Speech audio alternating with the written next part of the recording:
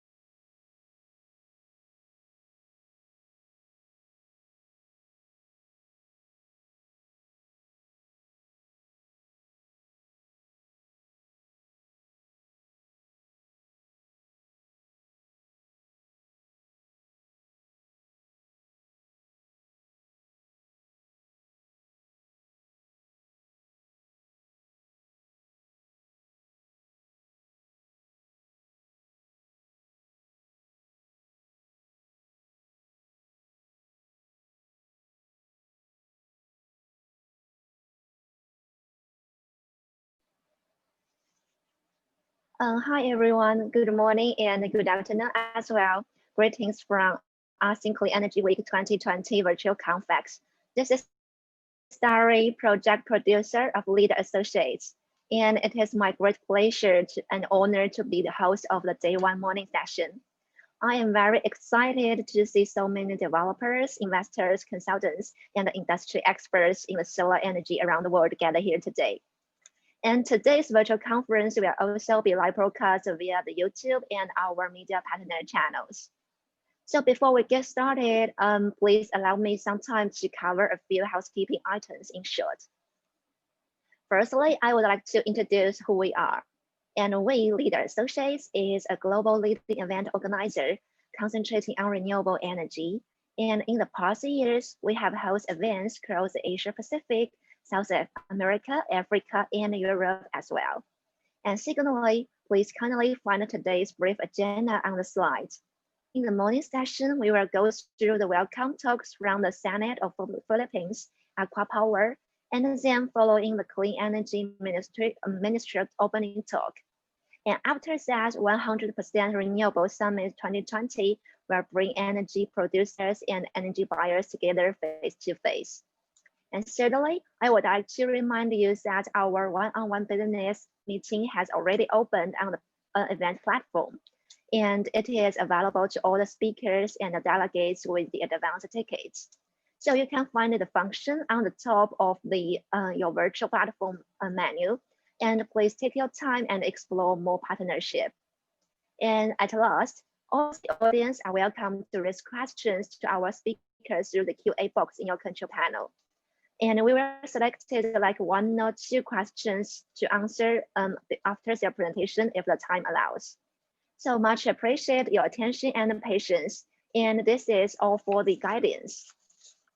And as you may know, this year is the 5th year that we held the event in the Philippines.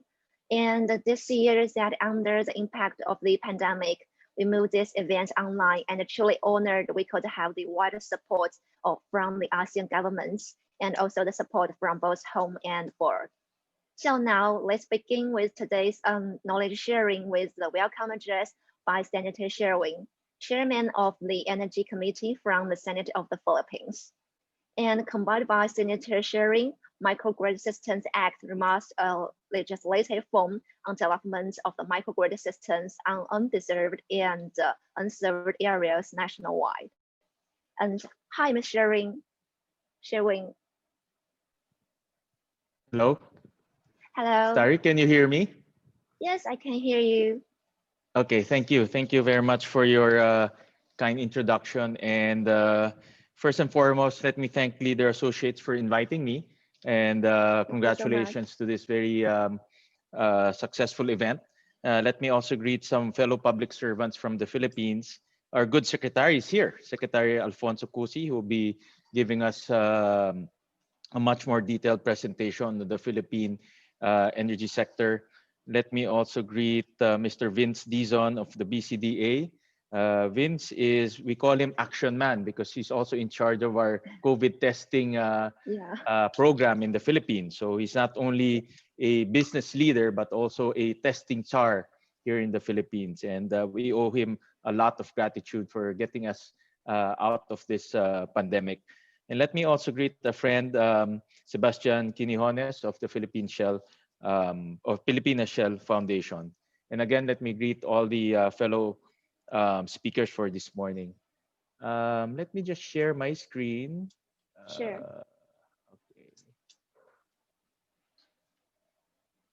Okay. Can you see my screen, Starry? Um, yeah, yes, I can see your slides right now in the full Okay. screen mode. Perfect. Thank Okay. you. Great. Thanks.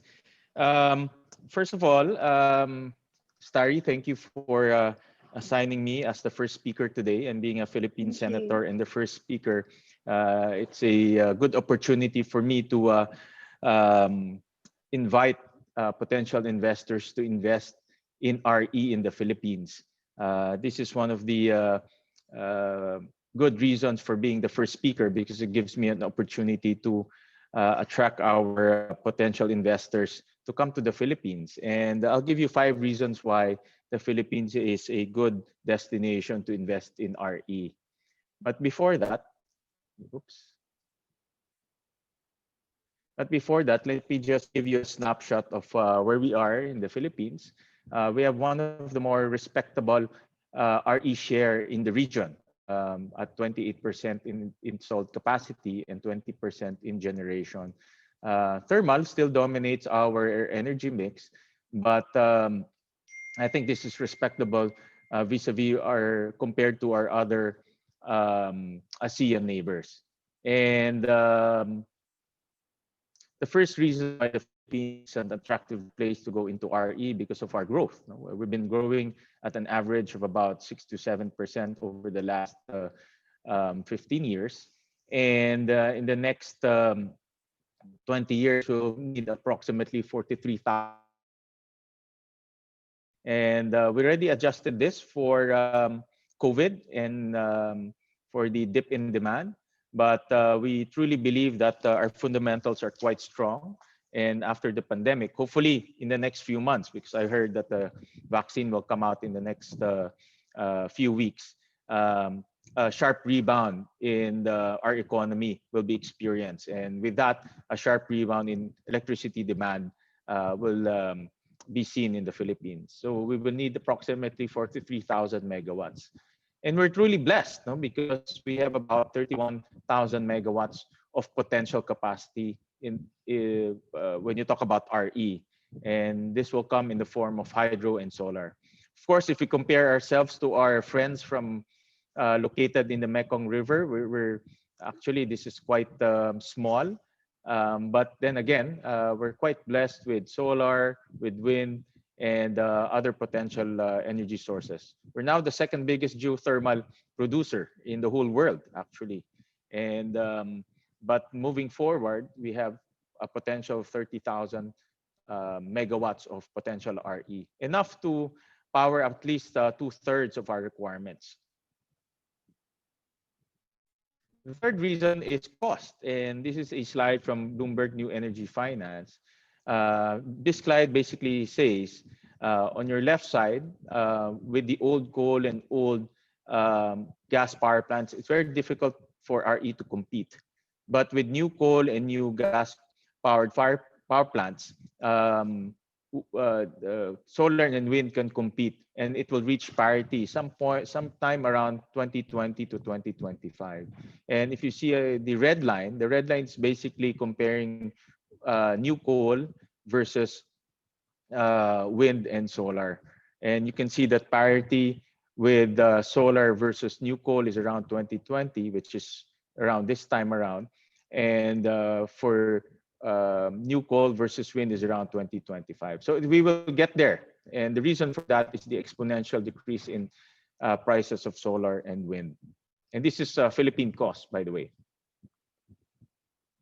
We're also one of the few deregulated markets in the region. The Philippines and Singapore is one of the few deregulated markets, meaning private companies can invest in some of their sector, actually in all of our sectors here in the Philippines, from generation to transmission to distribution all the way to supply.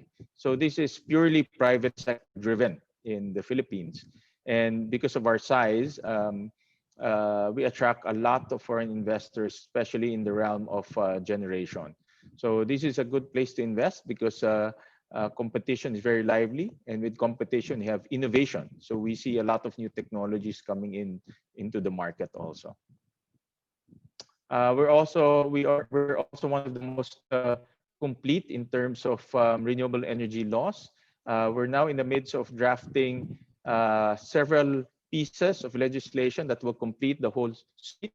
Later on, I'll explain about our electric vehicles law and our microgrid law in the middle of debate and finalization.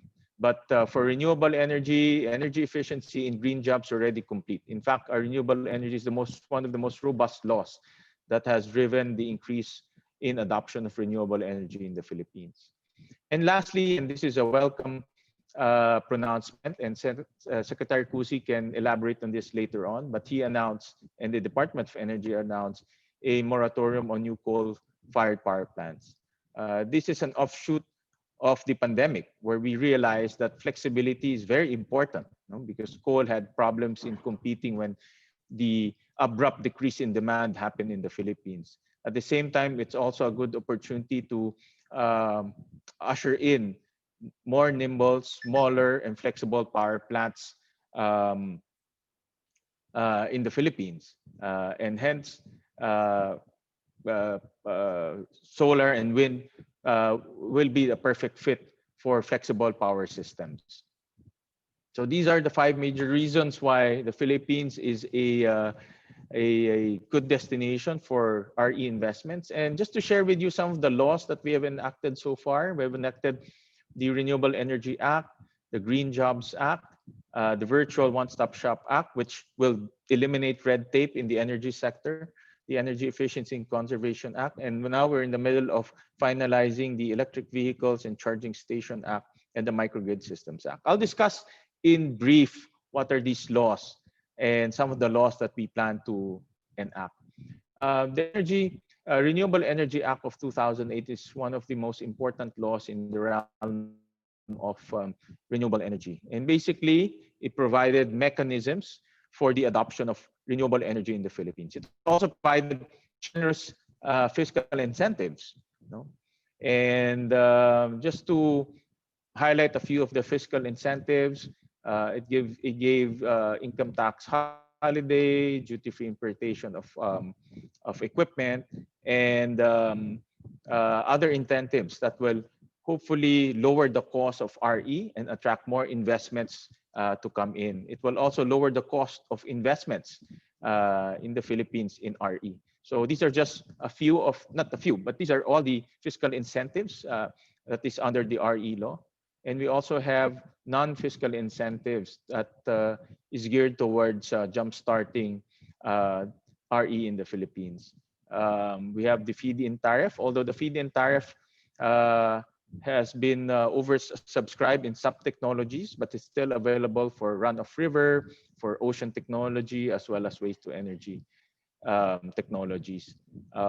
It also has net metering, RPS, renewable portfolio standards mechanism, and other suite of mechanisms that will attract our investments.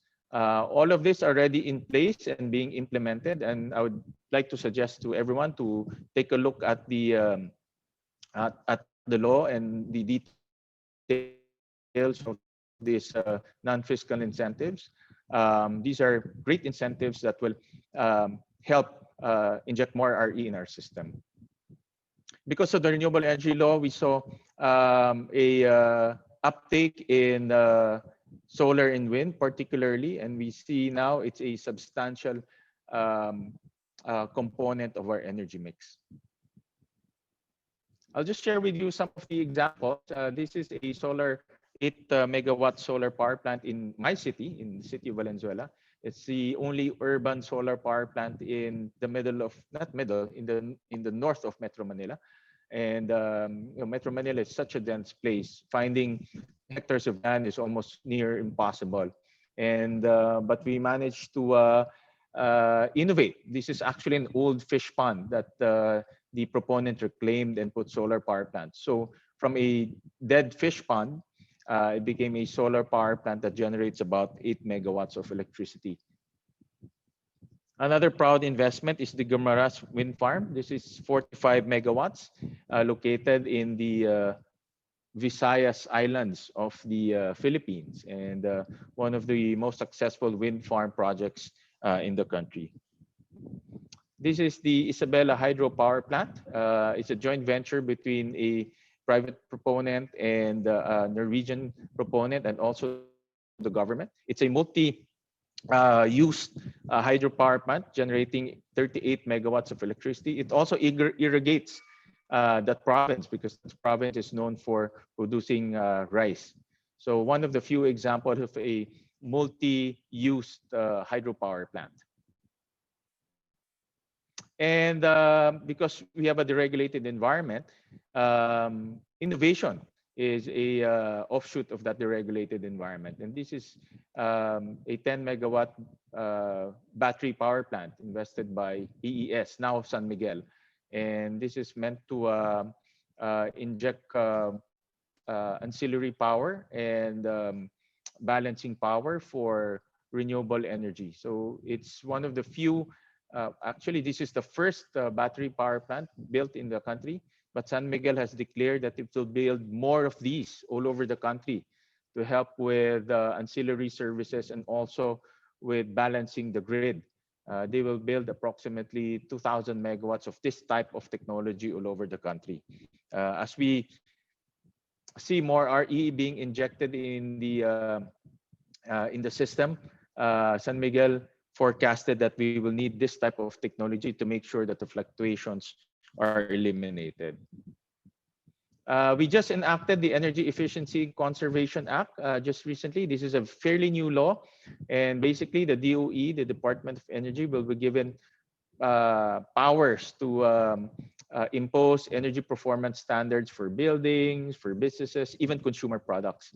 And it has mechanisms for government to enter into PPP, into private-public partnerships. It also has fiscal incentives, not as generous as the RE, but enough to jumpstart the Energy Efficiency and Conservation Act. And I encourage everyone to take a look at this law.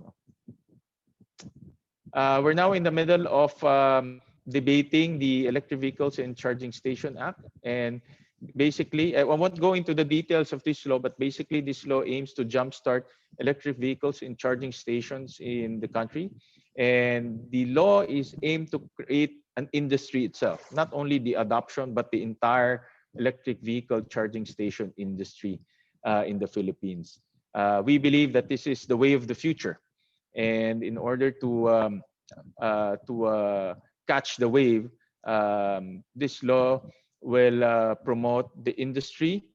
It will also improve the adoption of electric vehicles by mandating parking lots and also putting charging station in the different facilities here in the Philippines.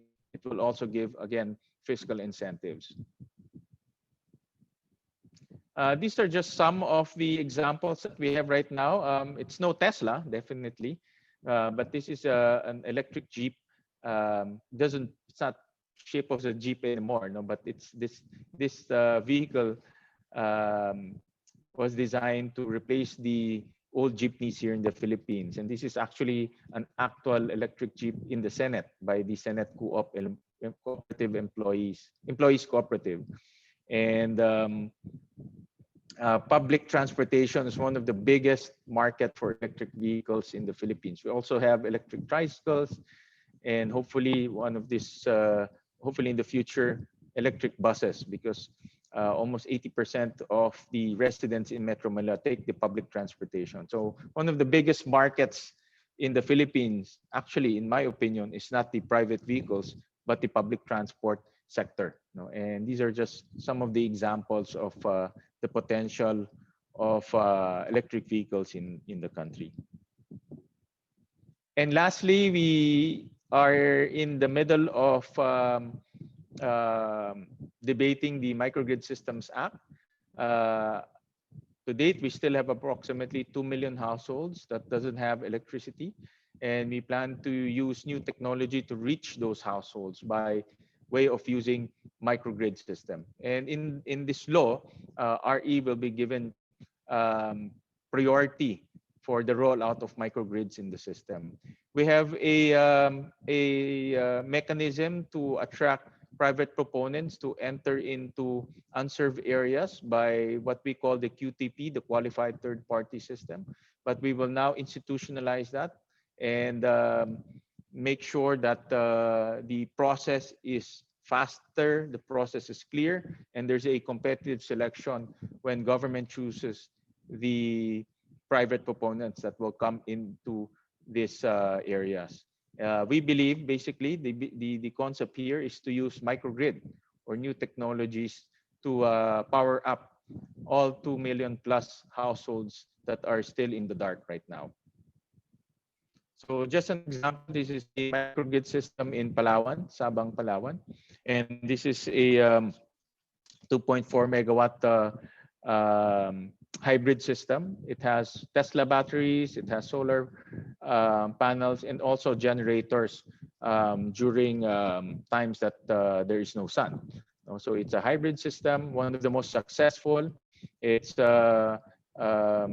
financed by Japanese proponents and rolled out by Singaporean proponents. And this is a project that I am quite amazed because of the very nice backdrop at the back of this power plant. If you see the mountains, Palawan is known for its very beautiful scenery, and this plant is was put up in a area wherein you can see the backdrop that is very, very beautiful, and it's very successful, and I hope it will serve as a role model for future microgrid systems in the Philippines. So again, thank you very much to Leaders Associates for organizing this event, and thank you very much for inviting me. Good morning to all. Yeah, thank you so much, Senator Sherwin. Yes, thank you so much for giving us the 5 reasons why investing in the Philippines and the regulations and the recent projects about the microgrid also. Yes, thank you so much. You gave us a wonderful beginning of the event. And it's an honor to have you here, and you can still wait in the room and watch our rest sessions. Thank you so much. Good. And next, we will welcome Mr. Rajat from Aqua Power, and he is the acting chief investment officer, and he will give us a significant welcome address from a more international view. And Mr. Rajat is responsible for Aqua Power's global growth in bringing together the multiple locational and the multi-functional skills. Hi, Mr. Rajat. Yeah, good morning. Good morning.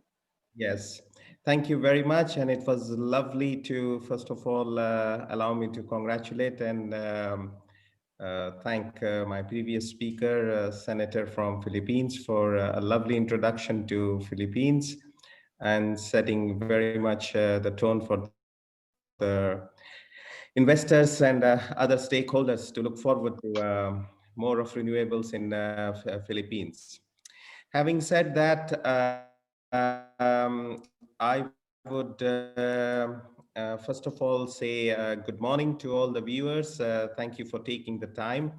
And I will, from my side, talk a little bit about the global context of renewables and set the tone for the rest of the day, because I know there are discussions on different countries in the context of ASEAN region. So rather than be specific and speak about one specific country, I would rather use the time to set the global context of the energy transition that all of us are witnessing.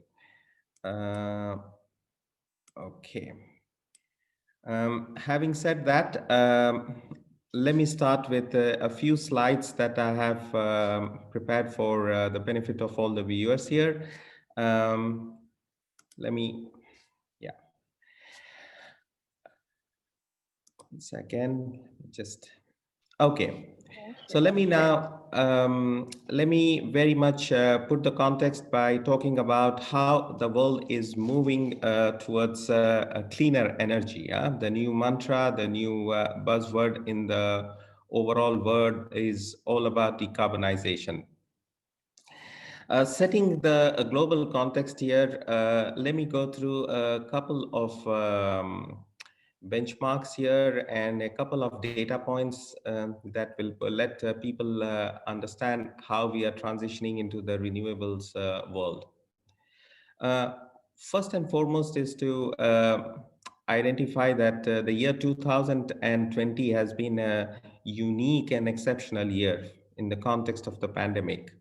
An event once in 100-year, once in 200-year event that has that the world has faced, and one would have intuitively thought that it would, in the context of the economic recession that most of the world is facing, we would have also seen investments in the renewables also tanking to the same extent. Very interestingly, what we have seen is in the first half of 2020, and this is statistically now available, the investments in renewables have actually gone up year over year by 5%. In fact, in the first half of 2020, we have seen globally about 137 billion US dollars of new energy investments. Renewable energy technologies actually have added more new power to and if you were to dichotomize the renewable versus the non-renewable part of the energy that is added, one comes to the conclusion that in 2019 calendar year, renewables accounted for 54% of the new capacity additions globally. What is now an established fact is that renewables are the cheapest source of new bulk electricity in countries which are representing two-thirds of the global population, or about 72% of the global GDP. Um, Let us spend a few minutes very quickly discussing about the new paradigm for the clean technology. Uh, Solar and wind technologies remain the most dominant technology across renewables. But while solar and wind technologies remain the most dominant, the biggest pocket of growth within renewables has actually been seen in the area of battery storage, which is the lithium segment, solar, concentrated solar plants, and offshore wind. That has been the three most dramatic areas of growth, while solar and wind continue to be the dominant technologies within renewables. A case in point here is that in today's context, a- if you were to assume a daily charging and discharging cycle of about 4 hours per day on the back of battery storage, the electricity that can be generated can, on an economic cost model, challenge the conventional gas peakers, where gas is imported fuel.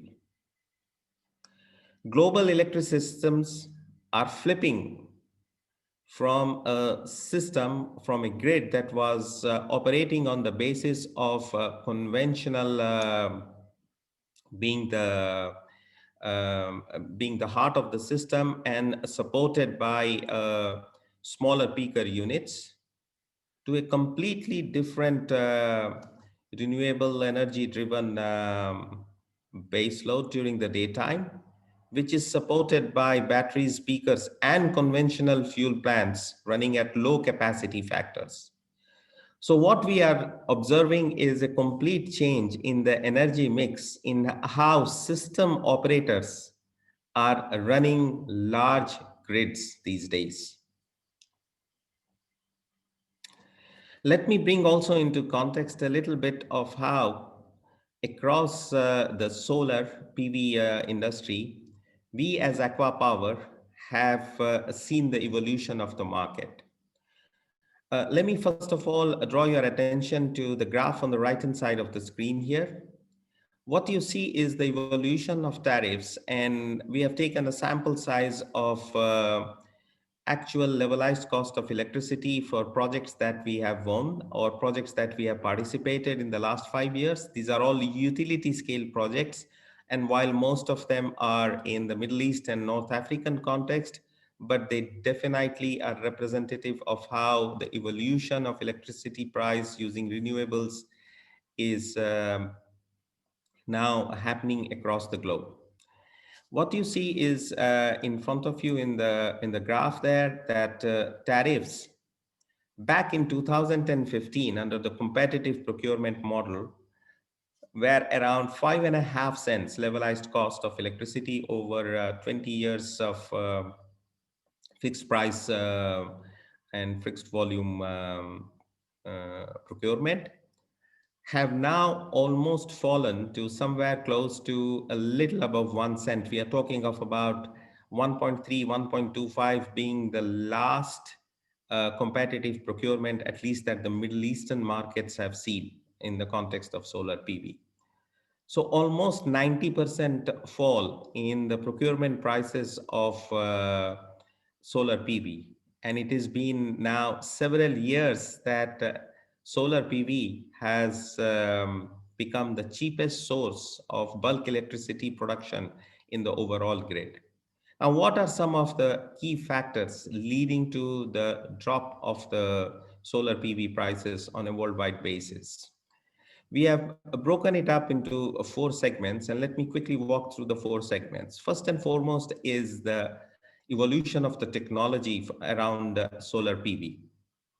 What we have seen in the last 3 quarters of the decade is that the module are starting to become far more efficient, and there is a clear roadmap towards this efficiency improvement.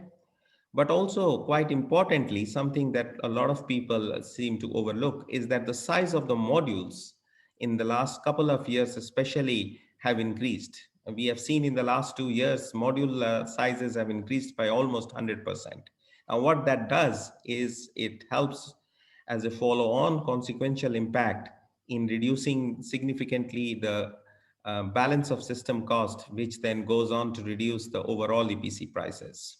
On top of that, we have seen the new generation of modules becoming mainstay, especially the bifacial modules, where the backside of the modules are allowing for anywhere between 3 to 7% of improved gains, and that is translated into also similar reduction in the levelized cost of electricity. We are continuing to see rapid improvements in bifacial modules, especially around the bifaciality, which is right now at 70% and is expected to go right up to 90% in the coming years. We are also, along with the module improvements in terms of size, efficiency, and bifaciality, we are also seeing improvements in the efficiency and the size of inverters and a lot of optimization around the DC-AC network designs. All of this leading to minimization of the losses, increase in the amount of electricity that is generated, and then going on to contribute towards reducing the levelized cost of electricity. Let's move on to the other aspect, which is CapEx. In terms of CapEx, just to set the context for all the viewers here, almost 80% of the total project cost comes in from the CapEx, and within the overall CapEx, almost 40% of it is the EPC price. 25% of the EPC price is spent on trackers and inverters.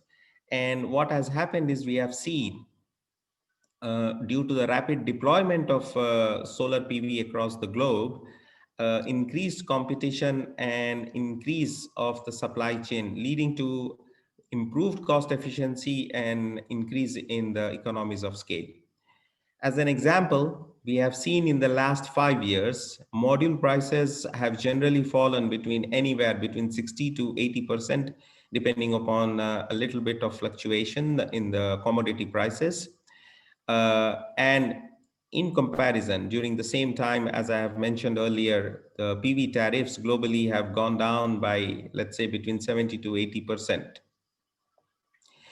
Moving on to the third aspect of the optimization and improvements in the world of solar PV, let's share a few words around the O&M cost.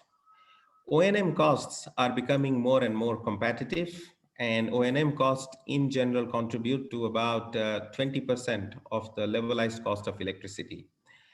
The O&M costs single biggest reason for reduction in the prices is the adoption of digitization and automation. We will continue to see less and less people involved in the operations and maintenance of solar PVs. In fact, use of satellite imageries, use of drones, use of a lot of robotics in cleaning and so on and so forth are now very common phenomena in the European, American, and at least in the Middle Eastern context. All of this has led to almost a 70% reduction of O&M costs in the last half a decade. Last but not the least is financing costs. And I think what has happened for the world of financiers, we have seen two evolutions. First, the old classical banking markets have now adopted PV as mainstay from a technology risk perspective. And in terms of their comfort, they have seen the last 1 decade of, let us say, enough examples of performances and track record for solar PV projects. As a result, what has happened is the risk appetite has gone up. Risk appetite has gone up, which means that the cost of borrowing for solar PV projects have gone down. And this has contributed to greater competitiveness. On top of that, we now see new pockets of liquidity, especially all of the transition that is happening in the world of investments, where fund providers are putting ESG as one of their important targets. And ESG investment and ESG frameworks for these investors have started to more competitive financing being available to the solar PV industry. All of this together have led to a significant reduction in the cost of risk premiums for financing. And on top of that, the world over the last years especially has seen all-time lows for the variable interest rates, leading to overall cost of financing reducing significantly for the renewables. Moving on from solar PV, very quickly, let me touch base on the solar CSP industry, which is concentrated solar plants. We at Aqua Power have been very instrumental as the largest owner of CSP plants worldwide for a significant tariff reduction of CSP and integrating CSP into the main grids. As a backdrop, let me very quickly inform everyone that CSP technology has to be seen very differently from solar PV technology. They are not two technologies which are competing for the same space. The PV industry today, in the absence of integration of long duration storage, has to be seen as electricity that is generated during certain hours of the day, anywhere between 7, 8 hours to up to 12, 13 hours, depending upon which part of the world you are located. Whereas CSP integrated with thermal storage, which is commercially accepted and bankable, has to be seen as a base load dispatch. And solar CSP actually competes not with solar PV, but it competes actually with base load sources of generation like gas-fired power stations and fossil fuel based power stations. Now, CSP tariff has also gone in terms of evolution through a huge change.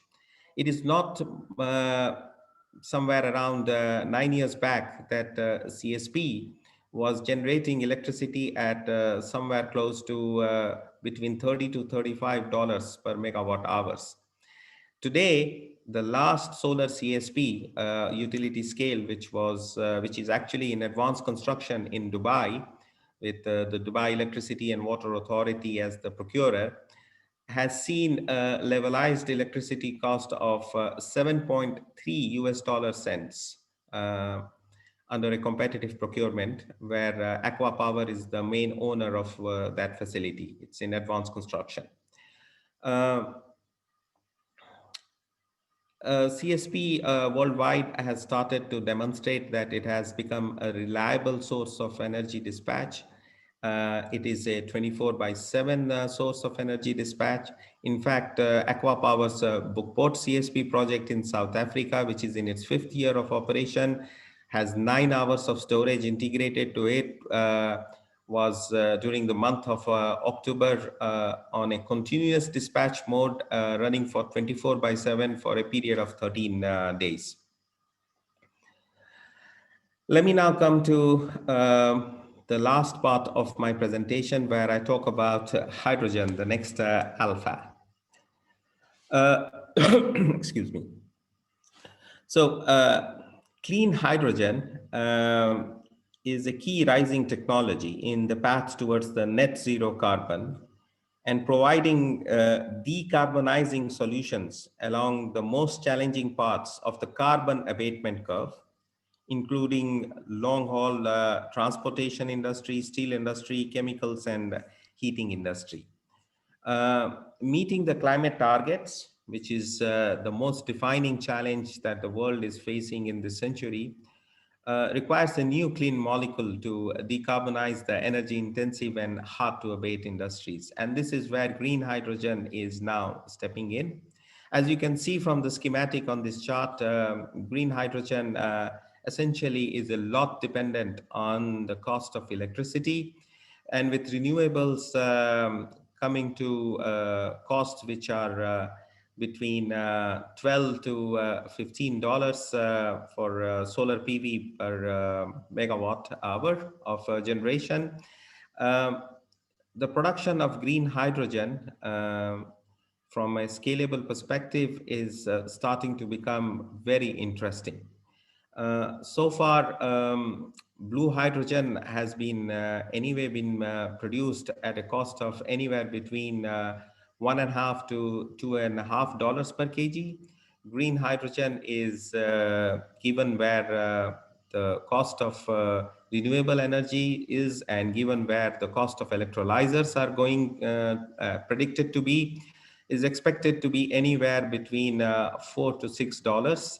But with the rapid deployment in the next couple of years, we expect the green hydrogen to come to the same level of parity as blue hydrogen is currently produced.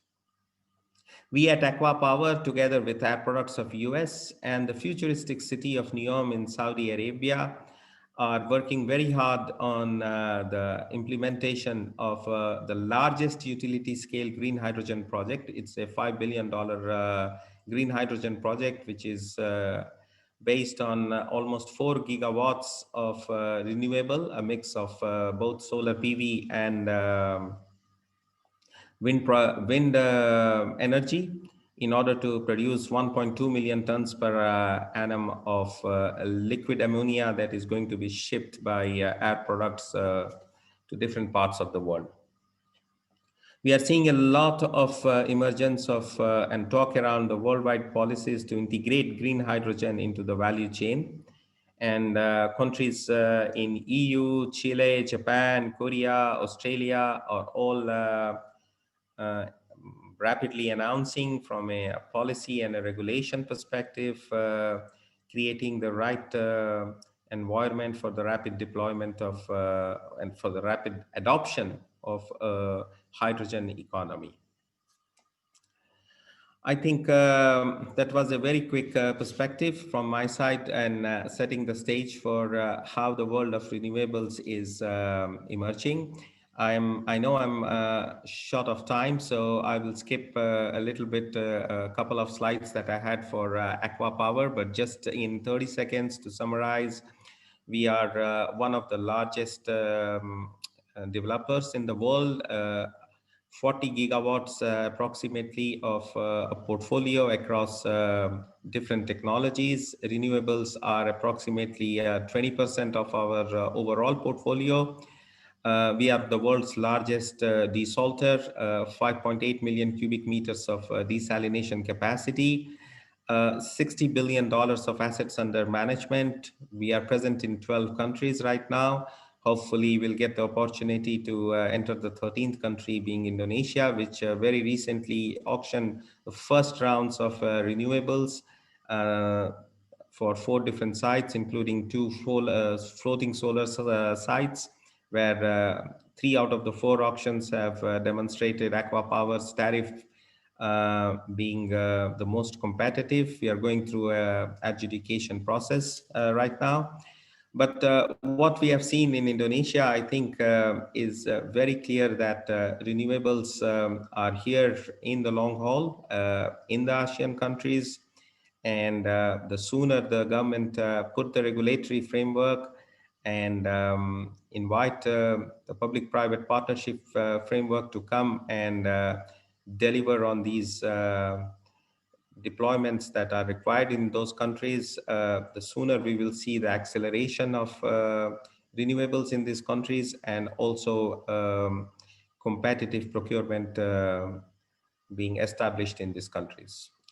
On that note, I'd like to thank all the viewers and hand it back to the organizers. Thank you so much, Mr. Rod. Thank you so much for your welcome address. And yeah, sincere sorry for the time issues caused. And I have to quickly move to our next session. Yes, and the next session is our clean energy ministerial talk. So this session has gathered the ministers from the governments in the Southeast Asia to talk about how to accelerate the full electrification in ASEAN with green and greener power mix. And Ms. Mona Lisa will be the moderator, and she is presently the chair of the Philippine National Renewable Energy Board. And she is also a partner in the JPS law and is responsible for the innovation in the legal services. Now, I will turn the microphone to Mona Lisa, and at the same time, sincerely welcome all the ministerial speakers. Thank you, Sari. Good morning, everyone. We would like to thank the organizers for putting together this very esteemed panel for this morning, talking about nothing more important, I think, than accelerating renewable energy in the ASEAN region. So This is truly a very important morning, and we have gathered nothing but the decision makers, the best decision makers in the region. So just very quickly, because I'm also mindful of the time, acknowledging the presence of course, I think Senator Gatchalian is still with us. And then from the Philippines, we will still hear from Department of Energy Secretary Alfonso G. Cusi. From Thailand, we have Dr. Tawarat Sutabator of the Ministry of Energy. From Malaysia, we will hear from Engineer Abdul Rahim. From Myanmar, we will hear from Dr. Marlar Munyut. And from Indonesia, we will hear from Dr. Sampe Purba. So without further ado, let me introduce our first speaker for this morning.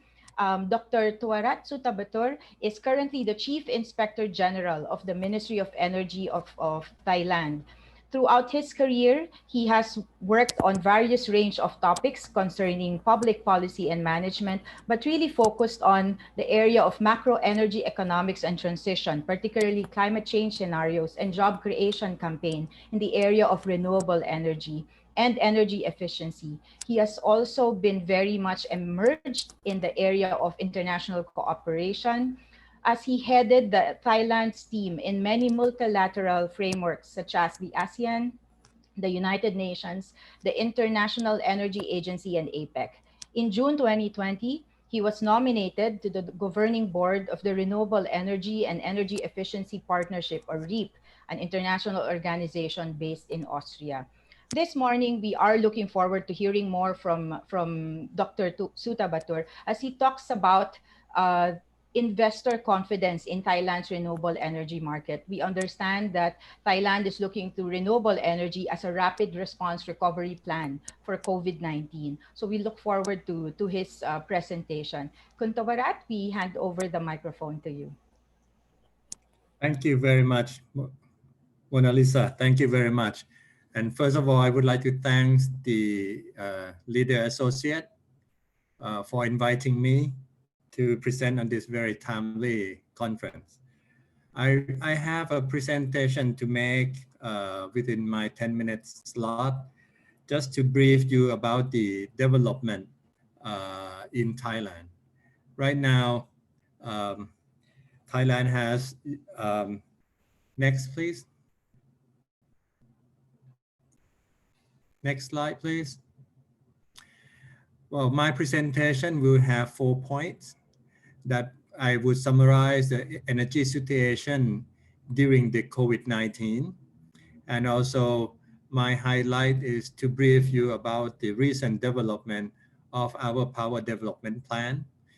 And then thirdly, I would touch a little bit on a notable recent developments that include the hydro solar floating hybrid project, and also about the solar rooftop and EV disseminations in my country. Last but not least, a touch on smart grid and smart city development. And then I will leave with a few key takeaway for discussions. Next, please.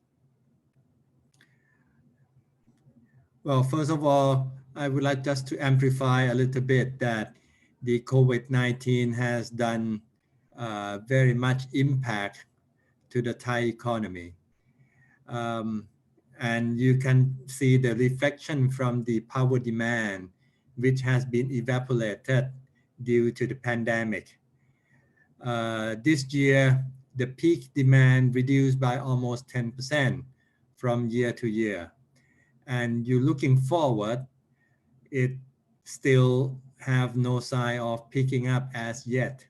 But we do hope that by 2021, the demand will come back when the recovery plan that the government tried to inject into the economy started coming back. And we hope that the Thai economy, in which very tied up to the tourism and export industry, would pick up in the soon future. Next, please. So due to this pandemic, we have to revise our plan, especially all the energy plan that we have, because the demand has evaporated and we will end up with oversupply situation. So we plan to revise all the major plans that we have, in which include the power and gas, energy efficiency, the renewable or alternative energy development plan, as well as the oil supply plan in the country. Next slide, please. The new plan that we are under the revisions will incorporate the new concepts of decarbonizations, digitalization, decentralization, and deregulation, as well as to electrification of the transportation modes of energy sector. Next slide, please.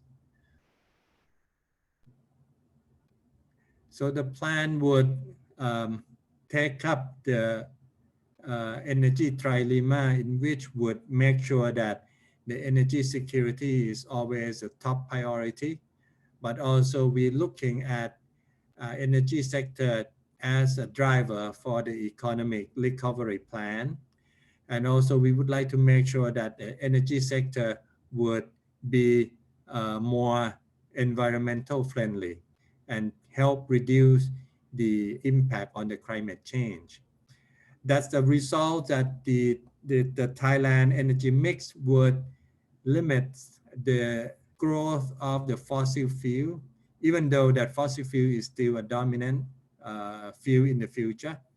But the increase of renewables energy would take a very center stage in the future. And our renewables energy would include the large hydropower and also imported hydropower from our neighboring country. Next slide, please. On the new or the revision of our power development plan, which is titled PDP 2018 Revision 1, the demand has been reduced and we shuffle the supply a little bit. There would be new capacity, approximately about 56 gigawatt in the next 20 years. Out of this 56 gigawatt, 20, almost 21 gigawatt of them would be renewable energy resources. And also we plan to do a pump storage or a large type of energy storage system into our grid. We try to limit the growth of the fossil fuel power plant, including coal and natural gas fired power plant. Next slide, please. Next, I would touch a little bit about the development that recently has been a talk of the town in Bangkok or in Thailand. Next slide, please. First is about the recent development that the government has tasked the Electricity Generating Authority of Thailand, or EGAT, to do a project of hybrid solar floating into the existing dam or hydropower dams. The plan is to increase the facility by constructing the solar floating solar of 2,700 megawatts in 9 existing dams. The first pilot project is the Sirinthorn Dam in Ubon Ratchathani in the northeastern part of Thailand is already on process. We already have the contractor to start the job. Next slide, please.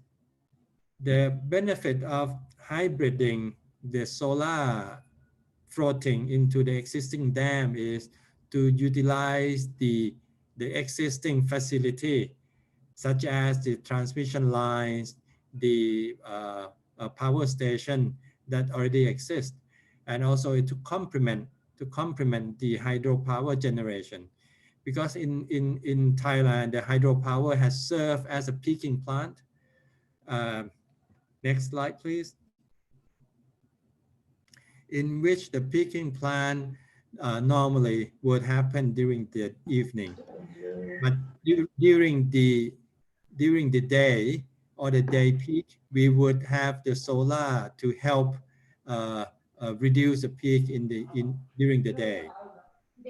Next. So next slide, please. So the first project that ECAT has already bid out, we already have the EPC contractor who won the bid.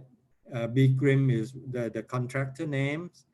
They won the bid by a very competitive tariff, and the construction is already on process. The megawatts of this particular plant is 45 megawatt on a DC basis, and we hope that by mid next year it will be online.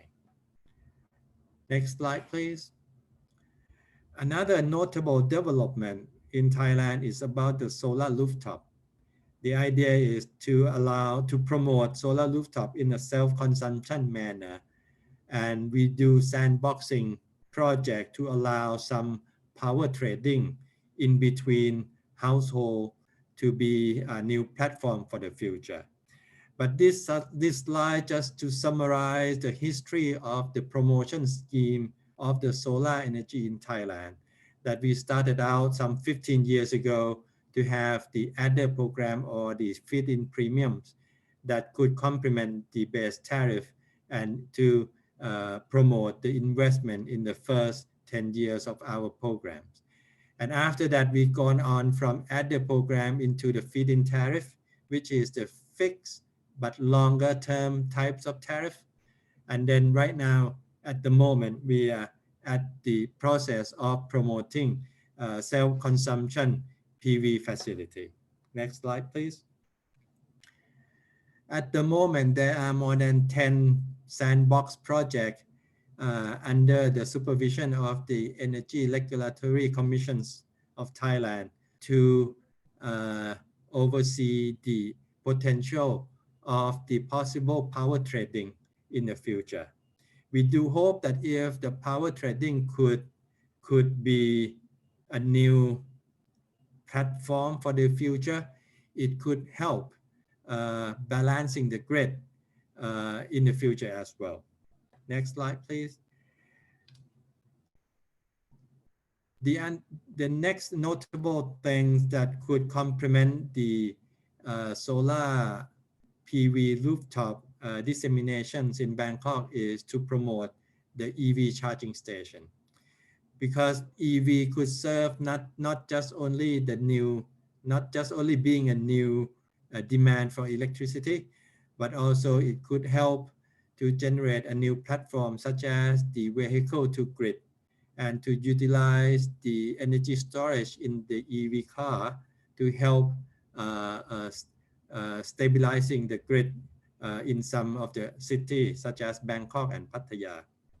Right now, there are more than 400 EV stations, both installed by the public sector and the private sector.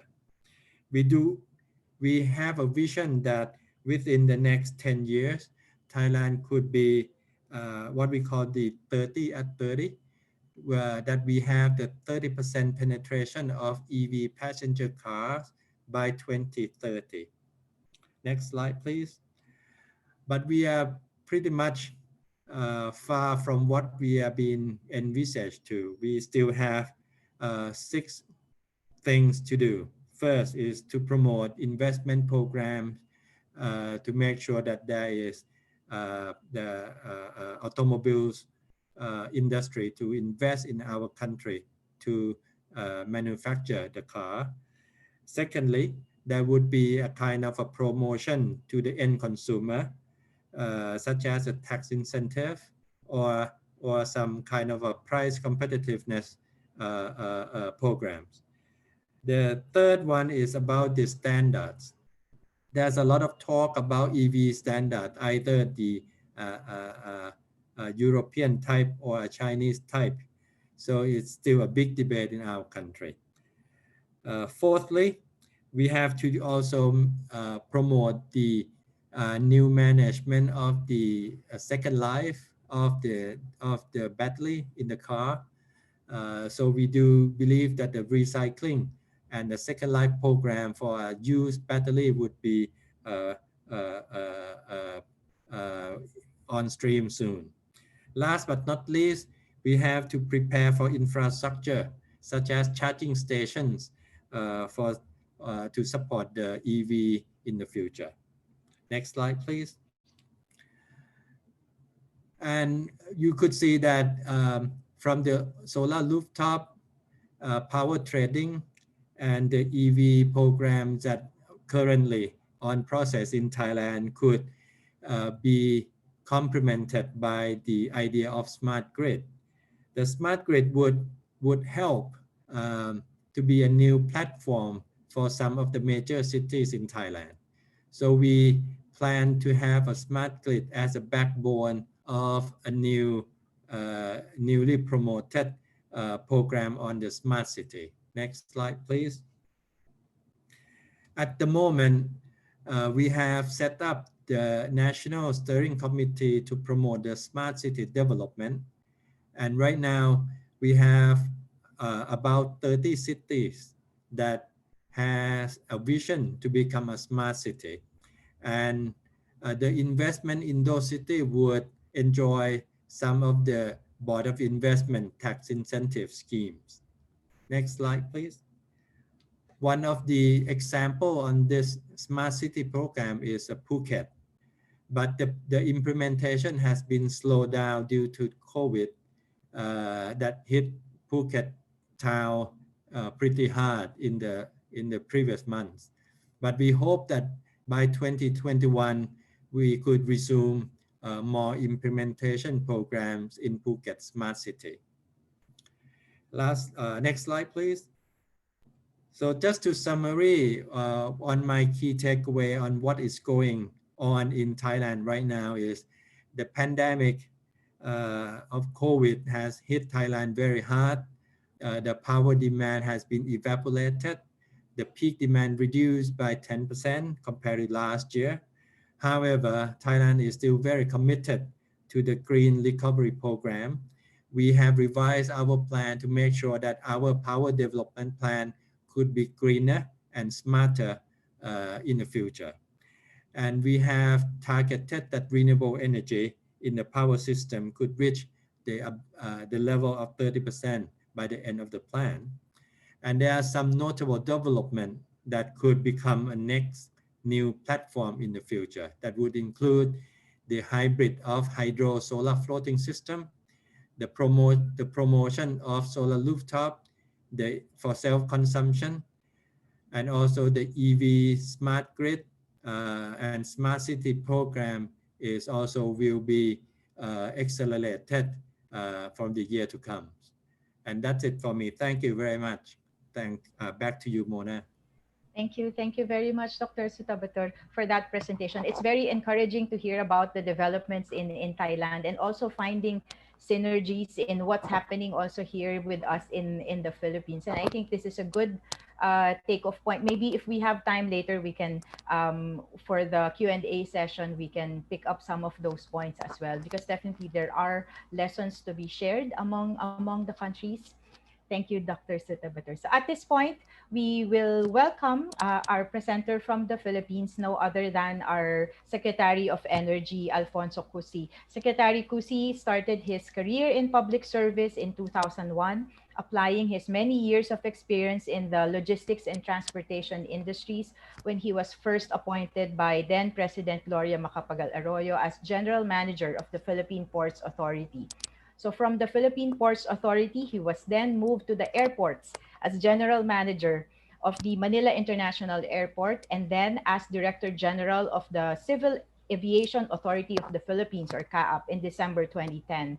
He then returned to private sector only to be redrafted again to the public sector in 2016 when he was appointed Secretary of Energy by President Rodrigo Duterte. He also currently is the Cabinet Officer for Regional Development and Security, or CORS, for Region 4B, or Mimaropa. He is also assigned as a cabinet member tasked to assist the Rizal province in fighting COVID-19.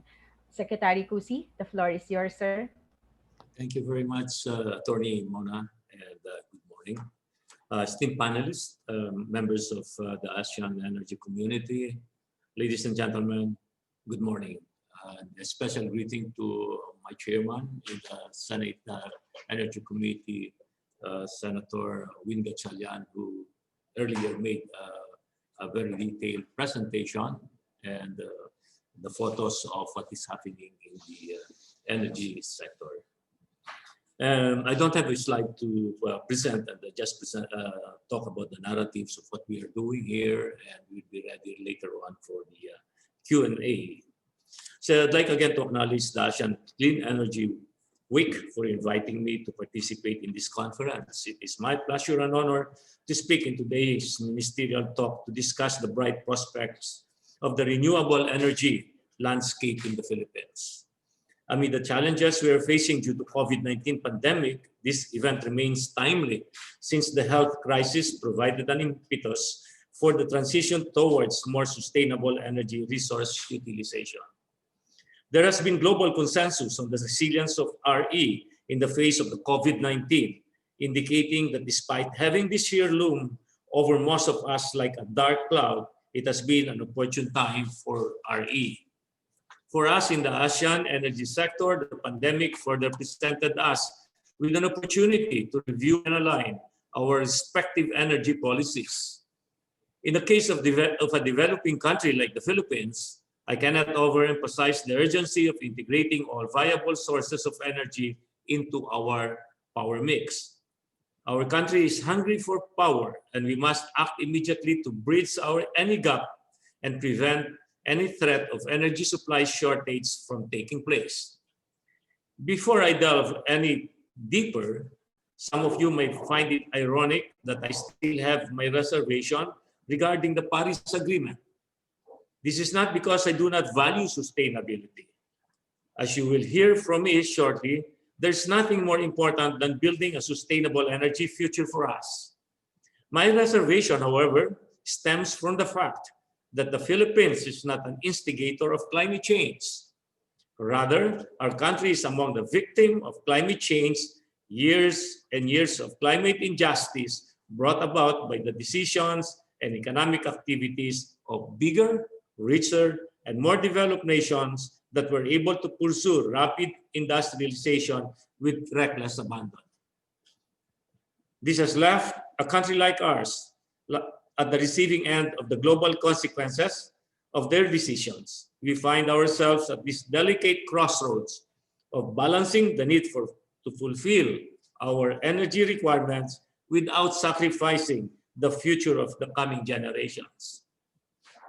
Nevertheless, while the Philippine Department of Energy has initially embraced a technology-neutral policy, our periodic assessment of our energy requirements is paving the way for innovative adaptations in our strategic policy direction to help us attain energy security.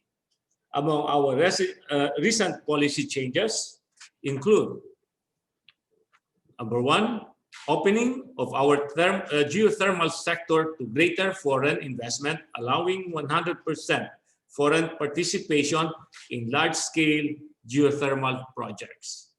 Under the third open and competitive selection process, or what we call OXP3, foreign companies may now be allowed to participate in geothermal exploration, development, and utilization activities so long as these are large-scale, meaning they have a minimum investment cost of about $50 million and are pursued under financial and technical assistance agreement as provided by our Constitution. We also decided a moratorium on the endorsement of greenfield coal-powered power plants. The Philippines needs to move towards a more flexible power mix to help build a more sustainable power system that is resilient to structural demand changes, while being flexible enough to accommodate new, cleaner, and indigenous technological innovations. Number three is the approval of our President Rodrigo Roa Duterte of the Philippine Department of Energy's recommendation to lift the suspension of petroleum activities and resume exploration in the West Philippine Sea. This development would augur well for our economic activity in the midst of the COVID-19 pandemic, since the resumption of work would infuse our economy with fresh investment and help generate high-skilled employment opportunities. As of last year, Philippines still has the highest RE share in the total primary energy supply among the ASEAN countries. Still, I am determined to accelerate the development of our country's indigenous resources.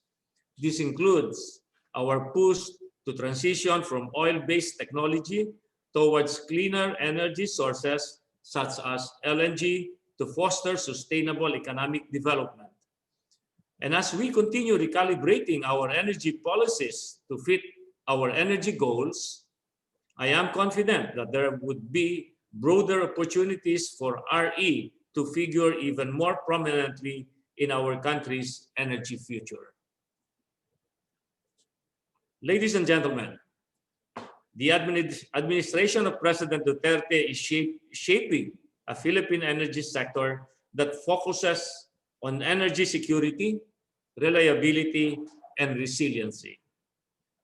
To achieve our vision, I just approved the updated Philippine Energy Plan 2018 to 2040, which contains the necessary adjustment that we have to make because of recent global developments, including the impact of COVID-19 pandemic on the energy sector.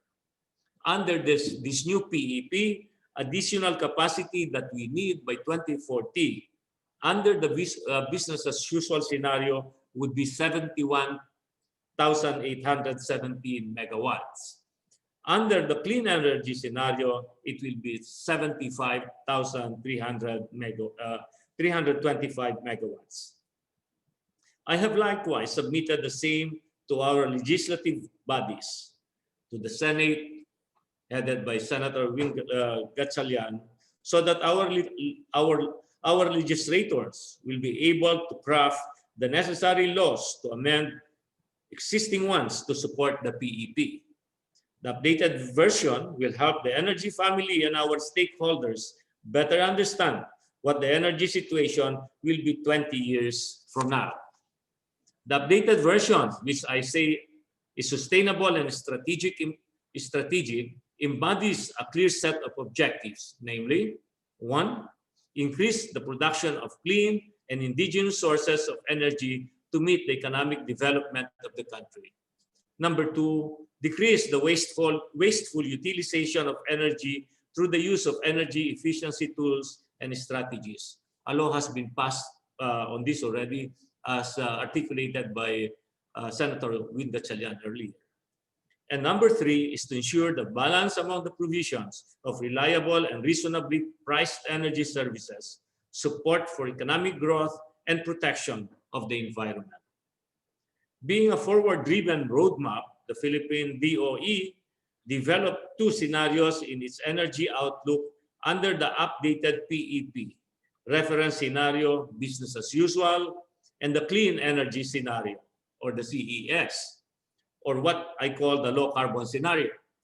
The former presents what the sector will be in 2040 when only existing policies and programs are implemented, or having no new interventions at all, while a low carbon scenario envisions the transformation of the energy sector when enhanced policies and decisive measures are further introduced. The CES, of course, is where we would like to head. It's a scenario that builds on existing policies that incorporates the committed and indicative power projects, the targets set in National Renewable Energy Program on RE capacity additions, the APEC, and ASEAN targets on energy efficiency and renewable energy, as well as the mandated biofuels blending percentages. It envisions to install emerging and more efficient technologies than those already identified, implement energy efficiency and conservation measures to decrease demand by at least 5% and achieve the objectives of the renewable portfolio standards, together with the addition of at least 10 gigawatt to installed RE capacity by 2040. A total of more than 45 gigawatts on additional RE capacity are needed to achieve the levels set in the clean energy scenario. Under the clean energy or low carbon scenario, there will be a slower growth of the total primary energy supply as a result of our energy efficiency and conservation measures. Coal and oil shares will also continue to decrease due to the use of alternative fuels for transport, among others. We have introduced already the electric buses in the country, and that was also shown by Senator Wingas Salian for our transport sector. This also translates to a power generation mix that shifts from being coal-centered to one where RE, natural gas, and other emerging clean energy technologies will have increased shares. The combined clean energy sources will improve to reach more than 66% of the total generation by 2040. Specifically, let me share with you that we are currently prioritizing the issuance of our National Renewable Energy Program 2020 to 2040 to achieve the envisioned target of around 34,000 megawatts of renewable energy installation by 2040. For the remainder of my term, which is coterminous with President Duterte in June 2022, I'm fully committed to faithfully implement the Philippine RE law, which was passed in 2008 under a different administration. Towards this end, I have ordered a periodic review of the law to see where we are in terms of implementation and find stronger ways to promote our indigenous renewable energy sources. Ladies and gentlemen, the Duterte administration is actively pursuing all these initiatives, especially the opening of our energy projects to foreign capital so that we can ensure a future that is greener and sustainable. As I have mentioned at the start of my speech, our periodic assessments of our country's energy requirements has paved the way for innovative adaptations in our policy directions. This shift in our policies are meant to ensure the attractiveness of the Philippines as an energy investment destination. The success of our energy program will not be realized unless the private sector will be solidly behind us. The government can introduce policies and laws to make its country a haven for investments. But ultimately, we can only be successful in this endeavor if the titans of the industry, both local and foreign, will fully support us. And so, I invite all the investors who are here today to take a closer look at the Philippines, your gateway to the Asia-Pacific region. Despite the COVID-19 pandemic, we have remained economically resilient. In spite of the global pandemic that we are experiencing, we can still seize opportunities in these extraordinary times by strongly investing in climate-friendly, efficient, and clean energy sources while ensuring that all consumers have access to electricity. The government and private sectors must work together with our partners to achieve this. Thank you very much, and mabuhay to all. Thank you, Secretary Kusi, and thank you for ending the presentation with an invitation, because I think that is really what we have demonstrated so far, that the Philippines is open for investment, and particularly since we are a private sector driven power industry in the Philippines. We really need all the investments we can get, and what nothing less than Secretary Cusi had underscored is that the Philippines is open. We are flexible also in our policies if the requirement is there to shift and to adjust. So thank you, Secretary Cusi. We'll move over now from the Philippines to Malaysia. We have as our speaker the Chief Operating Officer of the Energy Commission of Malaysia. His career started in public sector in 1984 when he was appointed technical assistant in the electrical division of the Public Works Department.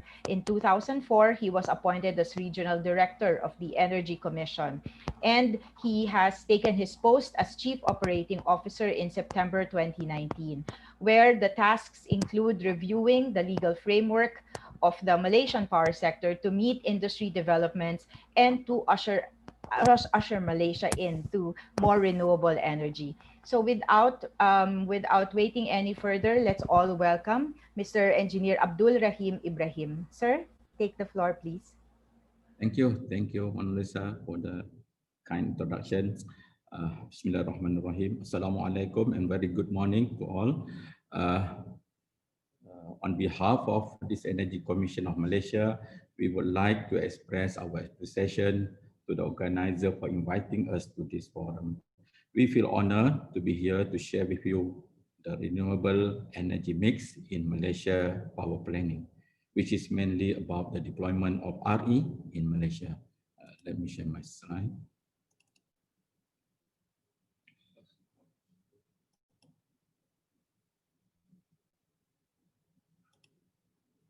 Okay. Can you see my slide? Yes, sir, we can see it. Yes, we can. Okay.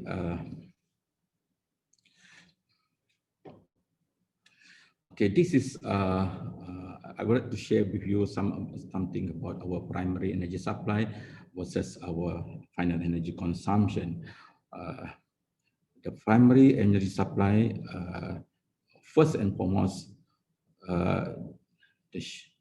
I would like to share with you the data on the Malaysia National Energy Balance about the primary supply and the final energy consumption. This data of NEB was provided by some 80 agencies, which includes the government agencies, oil and gas companies, public utilities, independent power producers, cement, iron and steel manufacturers, and many more relevant parties that involves directly or indirectly. The bar chart you see is the progressive increase in volume from 1990 to 2018 in units of energy in kilotons of oil equivalent or KTOE. As you can see, in 2018, the total primary energy supply is 99,873 KTOE, out of which 7.2% is from hydro, 41% from natural gas, 22.3% from coal, and 29.5% from crude oil. Okay, this is some concept of national energy balance, the primary energy versus final energy consumption. The primary energy is a raw energy which we obtain either from refinery, from the offshore, from the coal, imported coal, gas, hydro, or RE. And as we undergo the transformation process to obtain the fuel to be used by the end user. So the end user is normally the domestic, industry, commercial, transportation, or agriculture. This slide shows the trend of our gross domestic product, GDP, in blue line versus the primary energy supply in brown, or maybe you see it in red, and versus the energy consumption in green.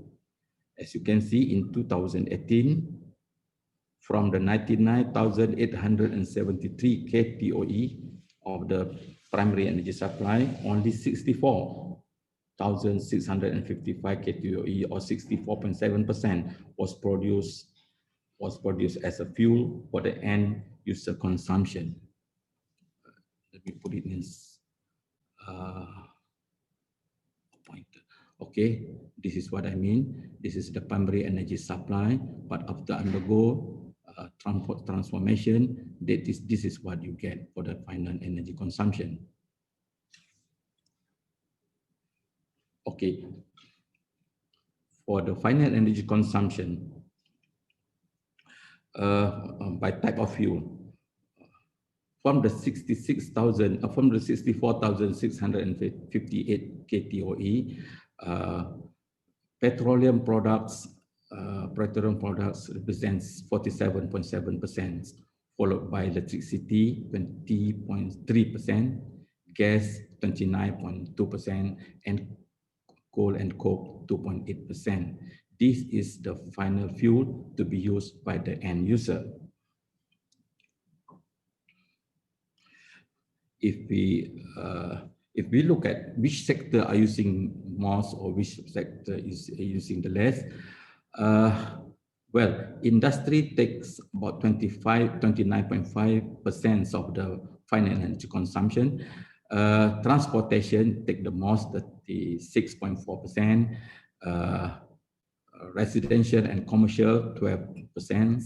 And non-energy use is about 20.5%. This is like producing plastic or fertilizer, and agriculture about 1.6%.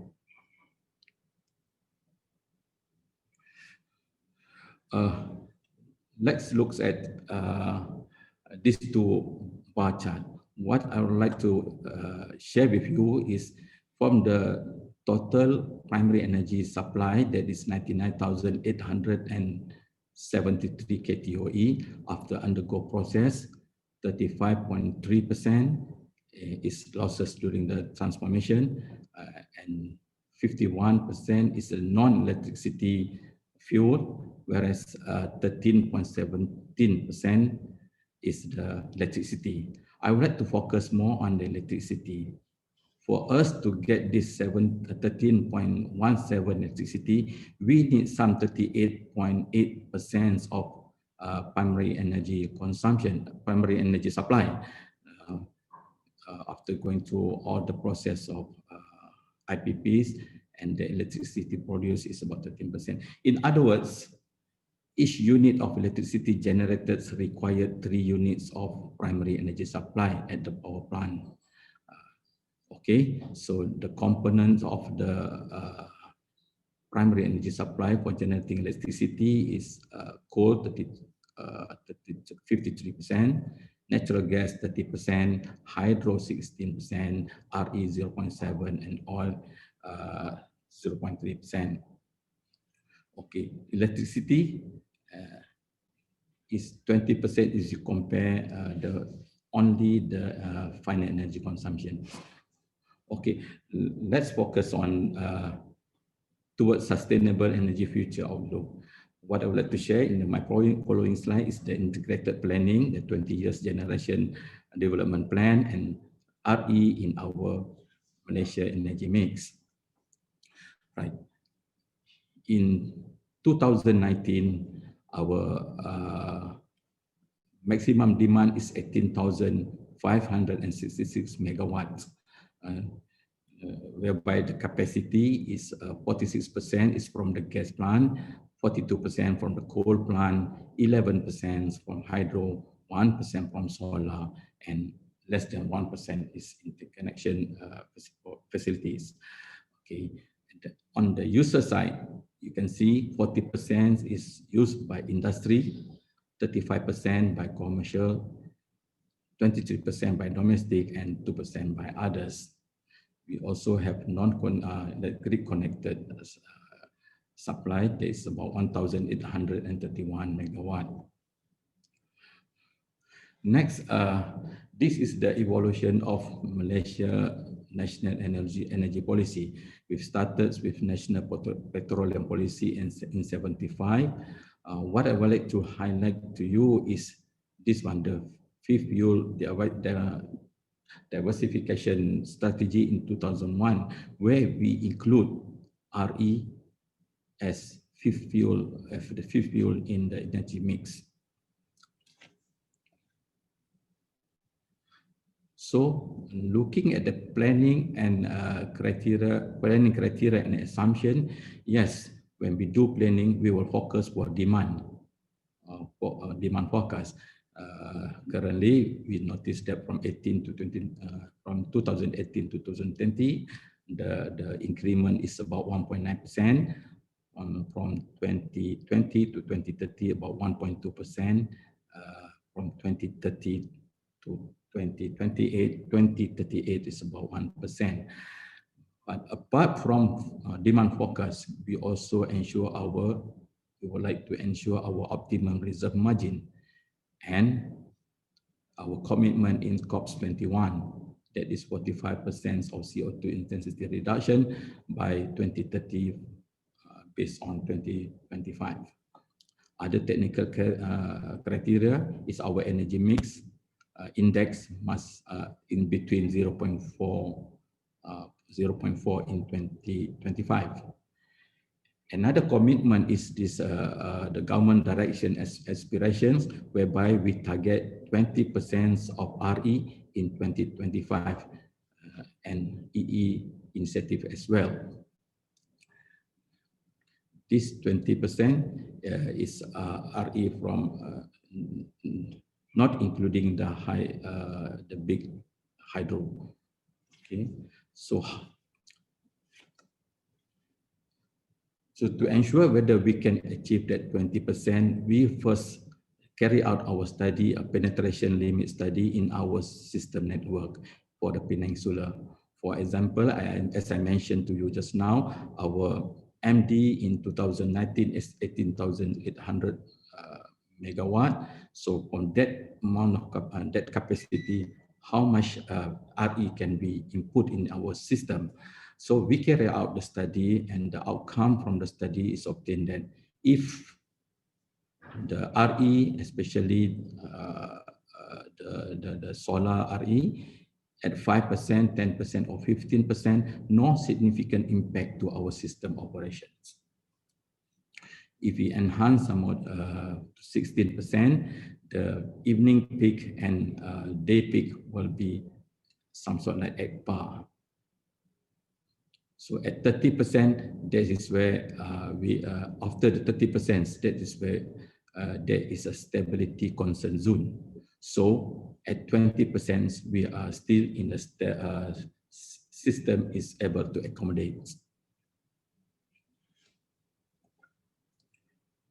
So the patterns of solar generation as we recorded in 2019, we noticed that from the capacity of about 400 megawatts, the best peak we achieve is around 346 megawatt, whereas at the same time zone in between 11 to 12, sometimes there's a cloudy, sometimes there's a haze. So the worst case scenario is about the drop is about 92.9 megawatt, with only left with only about 200 plus megawatt. So the new requirement, the new RE requirement to meet the 20% RE capacity mix in 2025. Currently, we have already 1,483 megawatts in operation and 2,597 megawatt committed, and we need a new requirements somewhere around 3,758 megawatt. So where can we obtain this new requirement? Of course, we are targeting from solar, some 2,172 megawatt, and the non-solar 1,586 megawatt, which include the solid waste, small hydro, biomass, and biogas. Ladies and gentlemen, as you can see, this is the capacity mix in 2025 from Peninsular Malaysia. inclusive RE of grid as well. So now we are between 8 to 10% of RE capacity installation mix. We are targeting in 2025 to achieve the 20%. 20%. So along the horizons from 2018 to 2037, as you can see in the blue bar in the top there, that is the capacity, RE capacity we are targeting.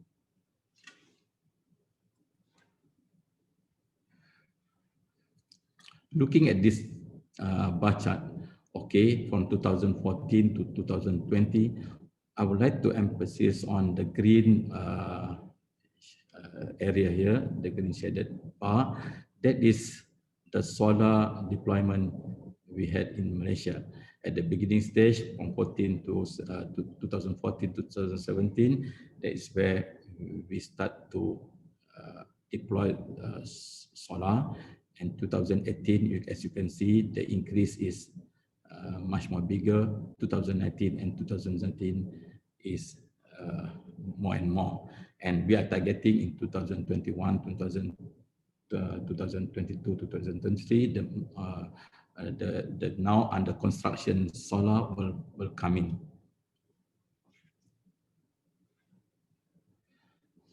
So for Penang Solar Malaysia, as you can see, this is a penetration study that we have conducted. The red color, the deep red color here, you can see this is where the best position of to put on solar, okay, compared to the one in yellow. Okay, so the studies has shown where the most solar penetration could be achieved and where is lesser. In our solar PV development scheme, we have such as large scale solar. We have undergo large scale solar 1 procurement, large scale solar 2, 3, and now we are in the midst of evaluating the large scale solar 4. We also have the feed-in tariff to bring in much more RE and net energy metering, as mentioned by our panelists now, and also some self-consumption. Okay, so just in a simple slide, yes, we have completed our large-scale solar 1 projects, and then followed by LS2. A lot have completed. We have some I see under construction. 3 is under process, and LS4 is in the midst of evaluating.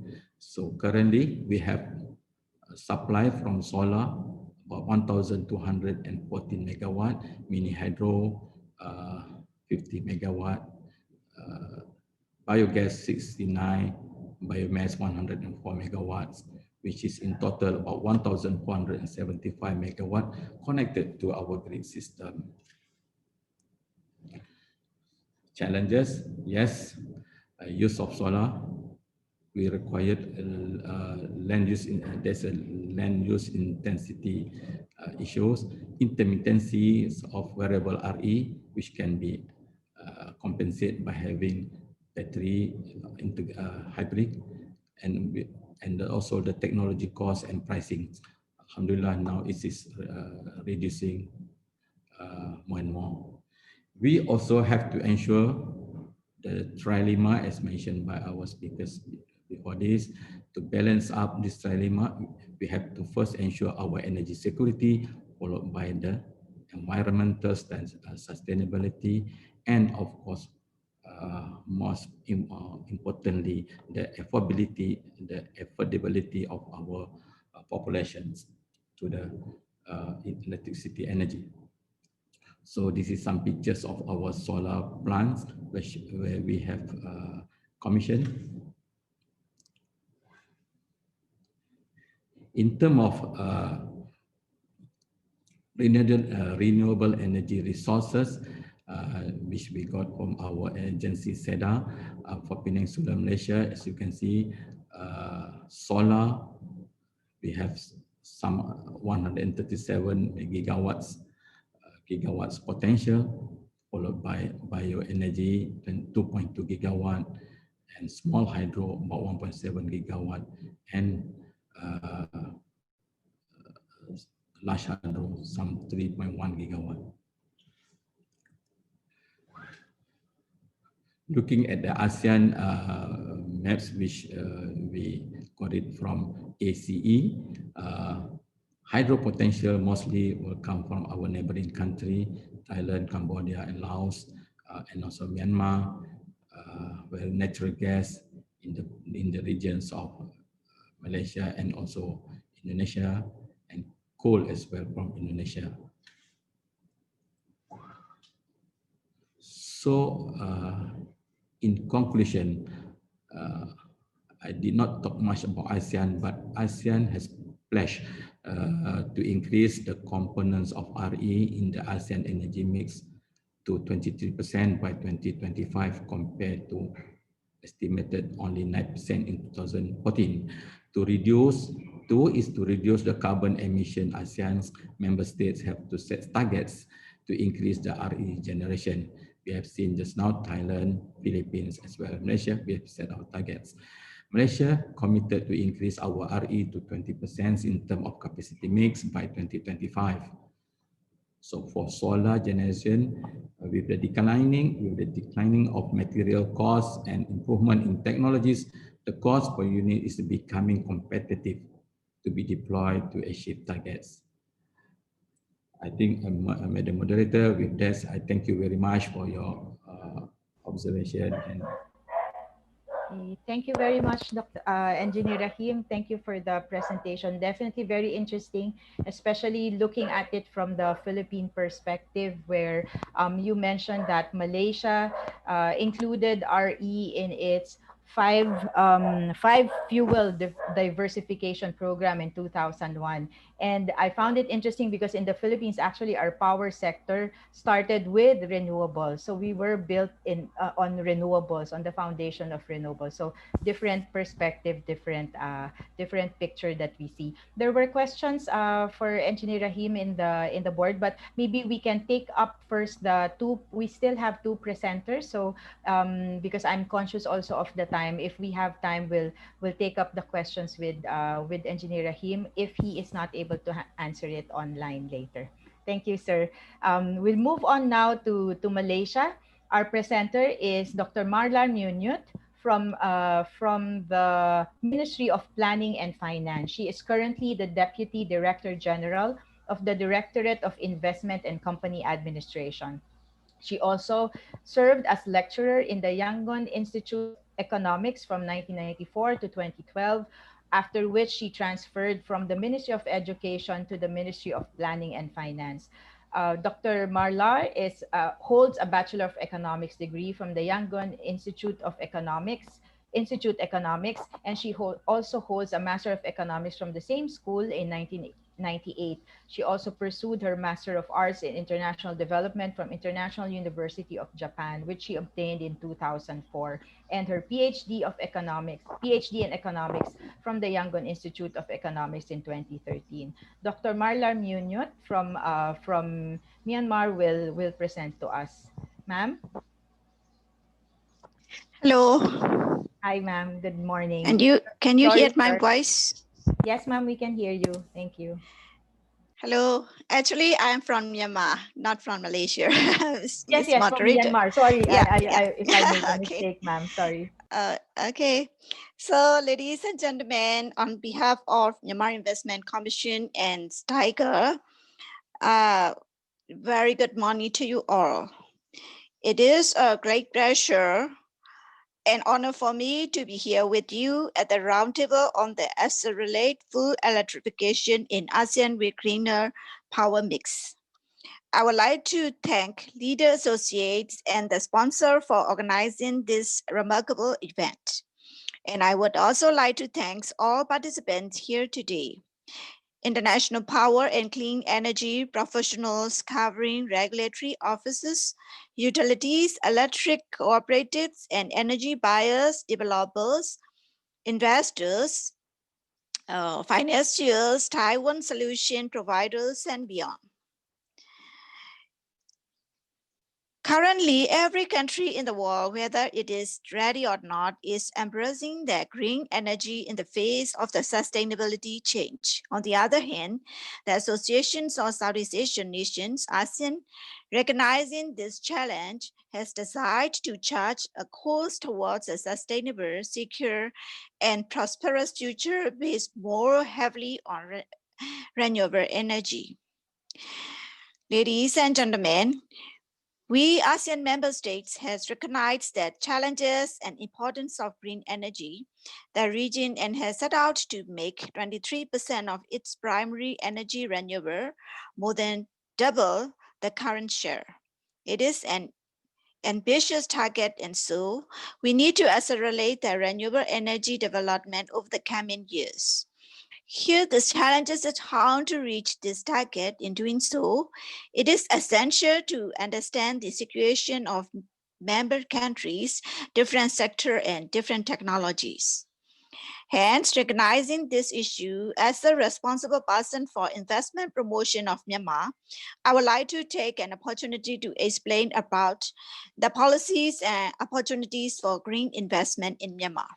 I think it will offer some insight of accelerating full electrification with green power. Ladies and gentlemen, Myanmar faces a major gap in infrastructure provision and investment.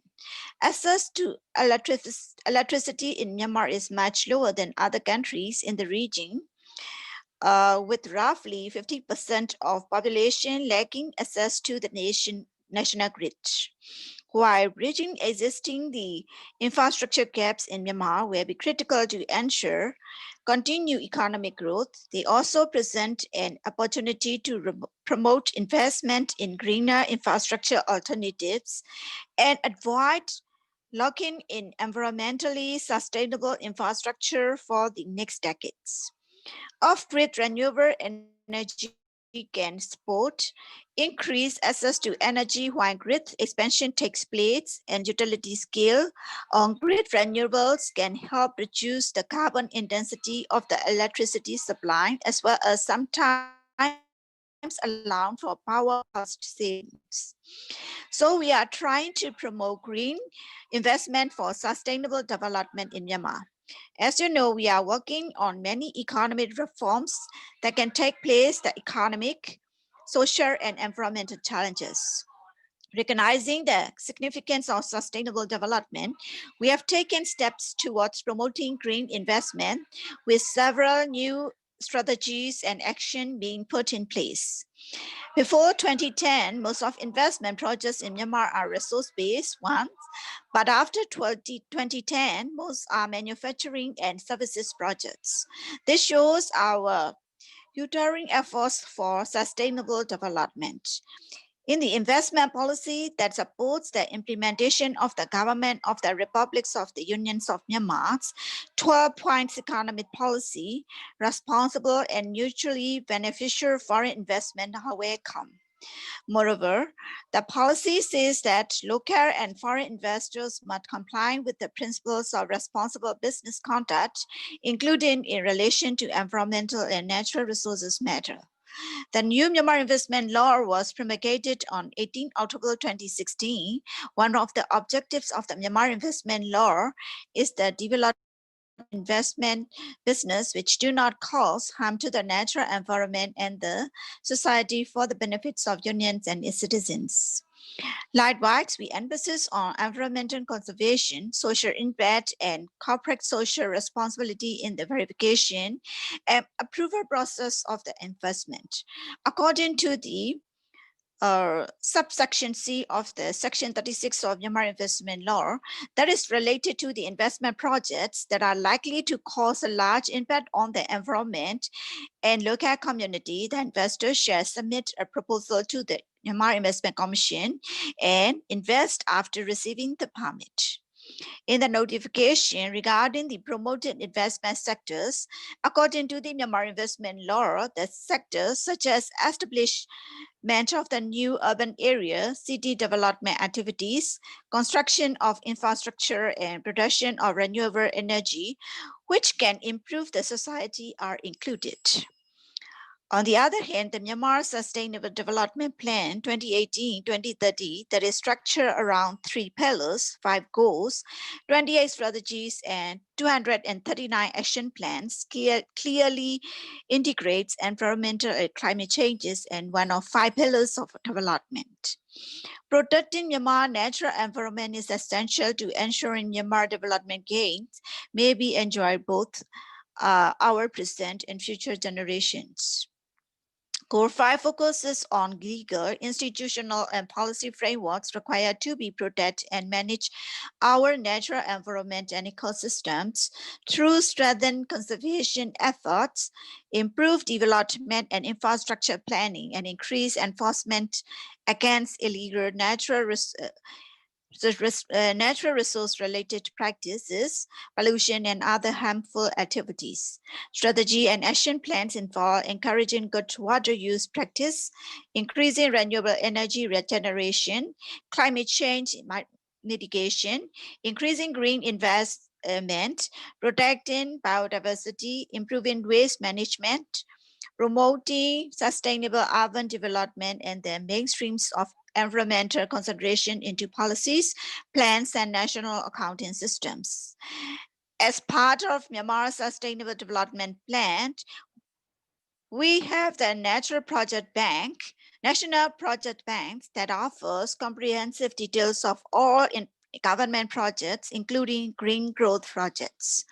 The country Climate Change Strategy and Action Plan 2018-2030 promotes climate action, and Myanmar's nationally determined contributions outline mitigation and adaptations priority actions. The Natural Environment Plan 2018-2013 promotes integration of environmental issues across sectors, and the Environment Conservation Law 2012, underpinned by Environment Conservation Rules 2014 and other regulations, promote the greening of investment by assessing and mitigating against negative environmental impacts. Furthermore, as I mentioned before, that sectors such as establishment of new urban areas, city development activities, construction of infrastructure, and production of renewable energy, which can improve the society, are included in the promoted sectors. Therefore, for these investment projects, we can offer one or more tax exemptions or reliefs if the investor applying for such exemptions or relief in accordance with the Myanmar investment law. Ladies and gentlemen, we are facing both challenges and opportunities for green growth in Myanmar. Challenges include a heavy dependence on natural resources and unsustainable use of these, resulting in degrading of land and water, and major investment gap for basic infrastructure, and increasing vulnerability to climate change and extreme weather. Addressing these challenges also present an opportunity for Myanmar to promote green investment. The imperative to urgently scale up access to electricity and promote energy security, the country's high renewable energy potential, and the need to improve the efficiency of how natural resources are used illustrate the potential for green investment in Myanmar. A measured and inclusive approach based on a sound policy framework that promotes investment in green sectors and facilitates the greening investment overall can help address challenges and promote sustainable development in Myanmar. Ladies and gentlemen, recognizing the critical role of efficient, reliable, and resilient electricity infrastructure in stimulating regional economic growth and potential advantages to be gained from the establishment of integrated systems, ASEAN also established the electricity interconnecting arrangement with the region through ASEAN Power Grid under the ASEAN Vision 2020. In 2014, ASEAN endorsed the themes of the new ASEAN Plans of Action for Energy Cooperation 2016-2015, 2025 as enhancing energy connectivity and market integration in ASEAN to achieve energy security, accessibility, affordability, and sustainability for all. We all have committed for achieving our target by implementing the short to medium term measure to enhance energy security, cooperation, and to take further steps toward connectivity and integration. The key initiatives include embarking on neutral multilateral electricity trading to accelerate the realization of ASEAN power grid, enhancing gas connectivity by expanding the focus of ASEAN gas pipeline to include liquefied natural gas,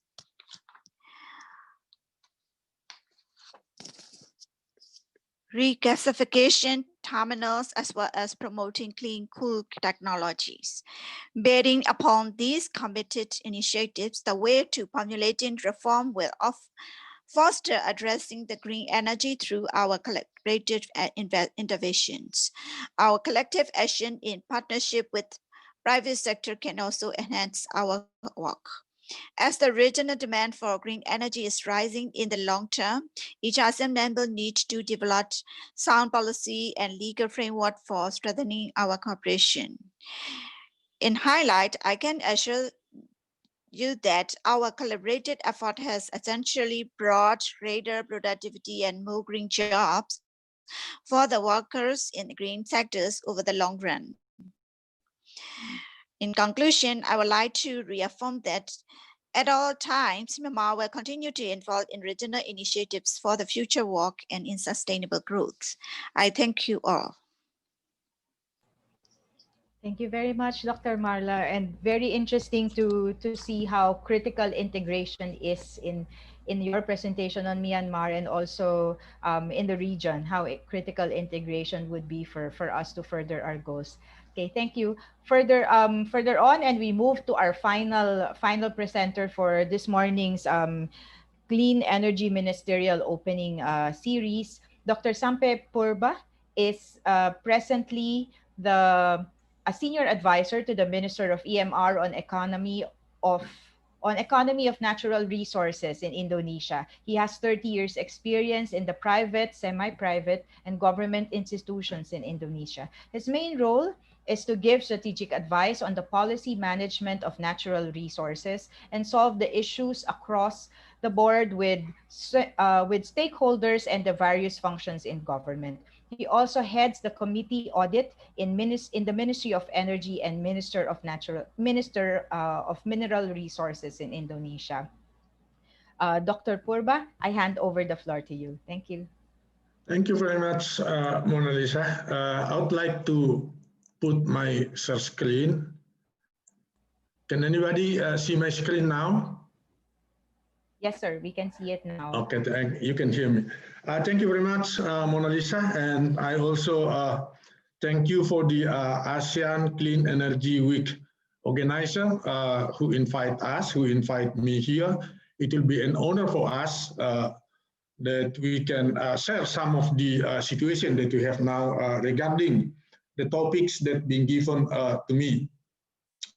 My presentation, we're talking about accelerating the utilization of, let me just put it, let me just put this, okay. Yes, it's putting the full screen mode. Okay, I'll put full screen now. Already full screen? Yes. Yes, it's right now. Okay, thank you. Okay, so my agenda today is about the policy update and then current development, the way forward, and the concluding remarks a little bit. Due to the very limited time that we have, I think around 10 to 15 minutes. So the policy update, we're talking about a little bit about Paris Agreement and energy sector commitment and general plan on national target and realization and regulation drafting on renewable power acceleration to utilization of RE.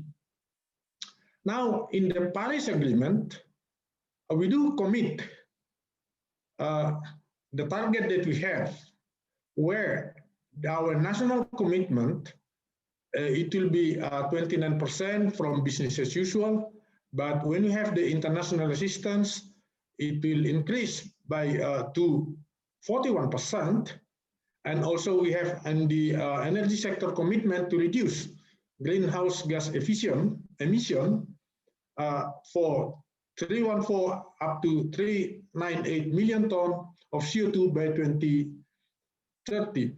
How can we do that? We will do this by diverting fuel subsidy budget for productive activities, specifically for infrastructures, and then our target of renewable energy portion for 23% in the total of national primary energy mix by 2025, and would like to developing waste to energy, and some regulations being made in order to support this kind of thing. And then the realization of targets so far that we have, if we see here, the target that we expect is to have energy consumption here and the energy mix 23% in 2025, but currently we are still at 9 to 9.15%. So, but if you see here, we also make some progress, and it's quite significantly actually, but we still have to do much things in order to achieve the targets that we believe we can do this, we can reach this by accommodating and by introducing some policies and implementations. We have the President regulation, which is on drafting now on renewable power purchase. This is one of the way so that we can fulfill the gap, so that we can reach the target which we expect. There are many sections that we have here. More specifically, we are talking about the price, and then how the power purchase implementation, talking about the how to direct appointment, and then all procurement related things, and also the scope will be regarding to the hydro, solar, wind, biomass, biogas, and also geothermal energy. And to do this one, we need governmental support from inter-institutions and ministry, and also by the regional sides. So many ministers are involved to ensure that those things will be implemented well.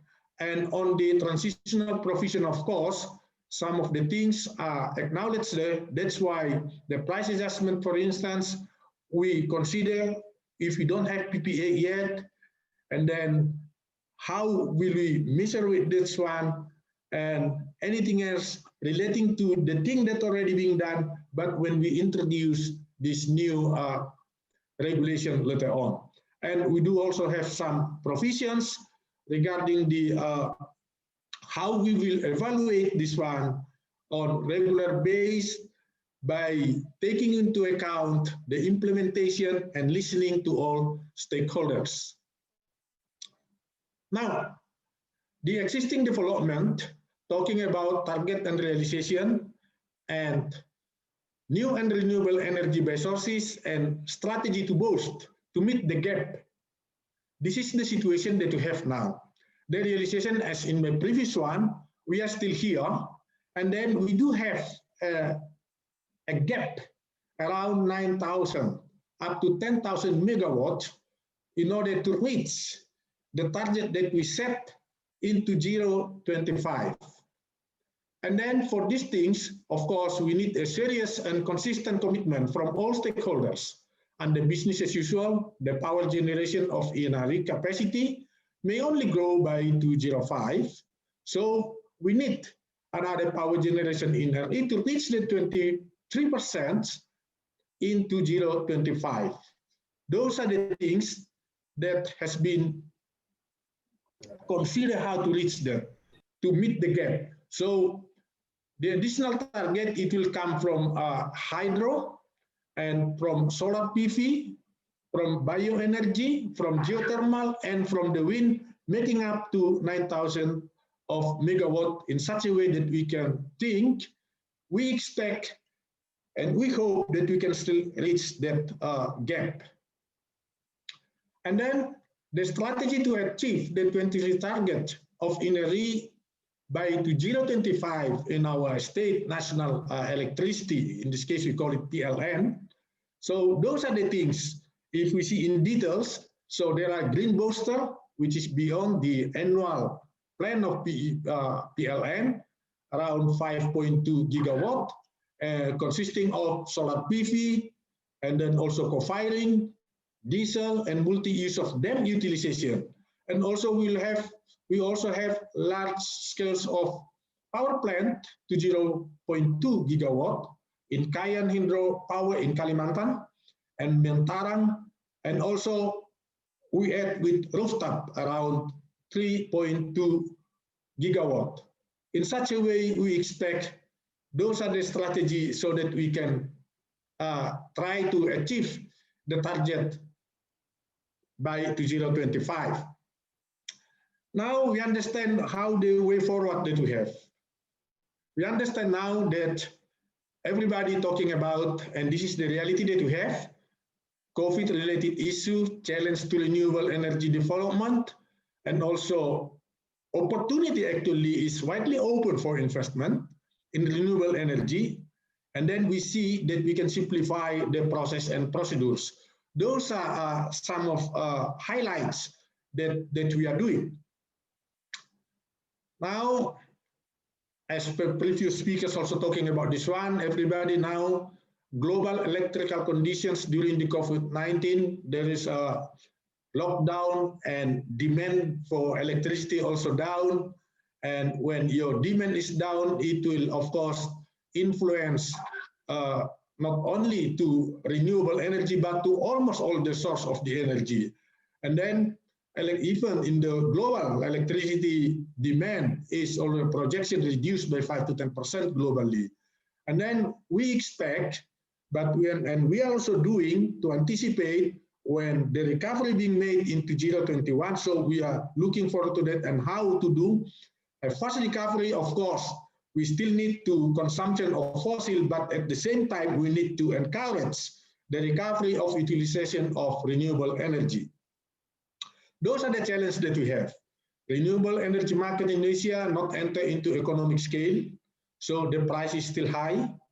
And now we are still relying on some import technology. So we have the dependency, price, domestic economic impact, and we do have a limited electricity transmission in some area and also some distribution network infrastructure issue, especially in the remote area. And we do have limited access to low-cost funding and human resources capability to develop renewable energy that meets international standards. But the opportunity are open, whether is it on commercial based and on non-commercial based. To reach this one, we need to set up our legal base, how so that we can meet and how that we can reach the opportunity that we have though. So we can see here some regulation, and those can be shared later on by the organizers. So those are the things that we are doing, the regulations, in order to achieve for all the things, geothermals, hydro, mini hydro, wind, solar, PV, and we are also talking about how the implementation of electricity purchase, direct appointment, price, and regarding also the cost for electricity power plant. So the things are integratively and comprehensively we are doing in our regulations. And then we're also talking about the incentive for renewable energy in terms of tax allowance, import duty facilities, tax holiday, and specifically also we are giving some incentives due to the COVID-19 impacts. Regulation already being there, discussion with all stakeholders and with our IPP and with all the players that we are doing. As a concluding, we'd like to say that Indonesia remain committed to boost the utilization of renewable energy. Of course, we understand that the pandemic COVID-19 brings contraction to our economy, demand of electricity, and source of funding. To match this one, some regulations, incentives, and improvement in the procedures are taken and implemented, and we are improving on day-to-day basis. Despite the challenge ahead, I would like as a final say that the opportunity is widely open for investing in renewable energy sector in Indonesia. Ladies and gentlemen, thank you for your attention, although I believe this is very short, but probably in the Q&A we can go deeper later on. Thank you very much for the listening to me, for the opportunity, and I return it back to you, Mona Lisa. Thank you. Good afternoon. Thank you, Dr. Purba, and thank you for summarizing, I think, what all the presenters have also underscored this morning. The effects of COVID-19 is something that we cannot overlook. It is something that we all face, something that we all deal with, but we see it all as an opportunity to boost RE. And in particular for Indonesia, we look from the Philippines, we look closely to Indonesia because we know that we are always in a friendly competition with Indonesia in terms of who will produce more geothermal, and that's a competition that we will all benefit from, I think, because the more geothermal our countries produce, then the more we can green the power systems of the region. So very, very grateful for your presentation. I'm afraid because of the time constraints, and we have another segment of the conference that will follow suit.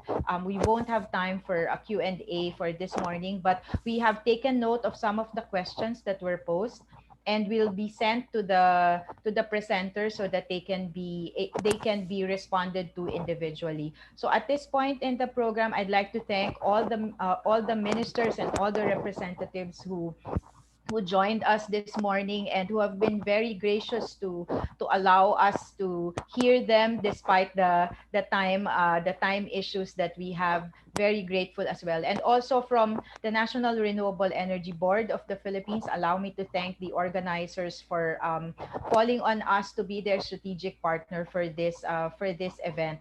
We are very grateful. Maraming salamat po, and thank you to all who joined us and who have stayed on for this presentation. Handing it over to you, Starry.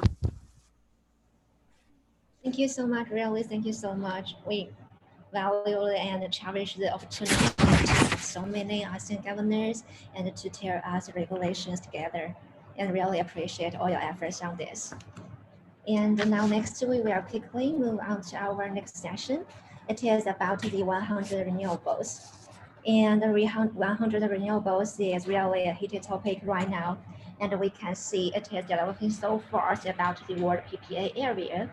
And to have a deeper dive in this area, let's begin with the session in corporate sourcing, where we are and where we are head. And Mr. Frank Constant will be the moderator of this panel discussion. And Frank is presently founder and president of Constant Energy, and he is a global renewable energy investor platform and has over 20 years experience in developing, financing, and managing private power business. So, Ms. Frank, so it is your stage now, and please take it and to host all the panel members.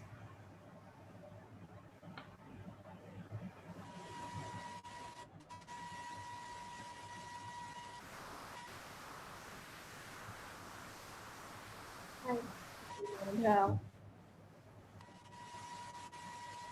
and I think there is Worry from Jinko.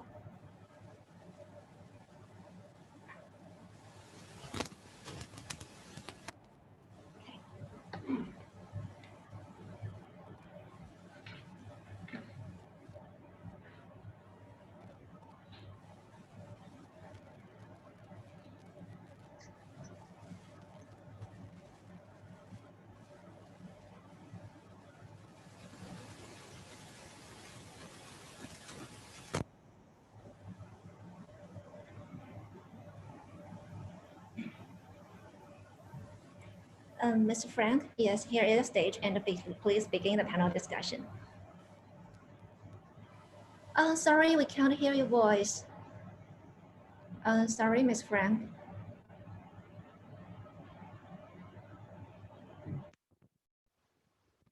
Okay. So sorry, still can't catch your voice, and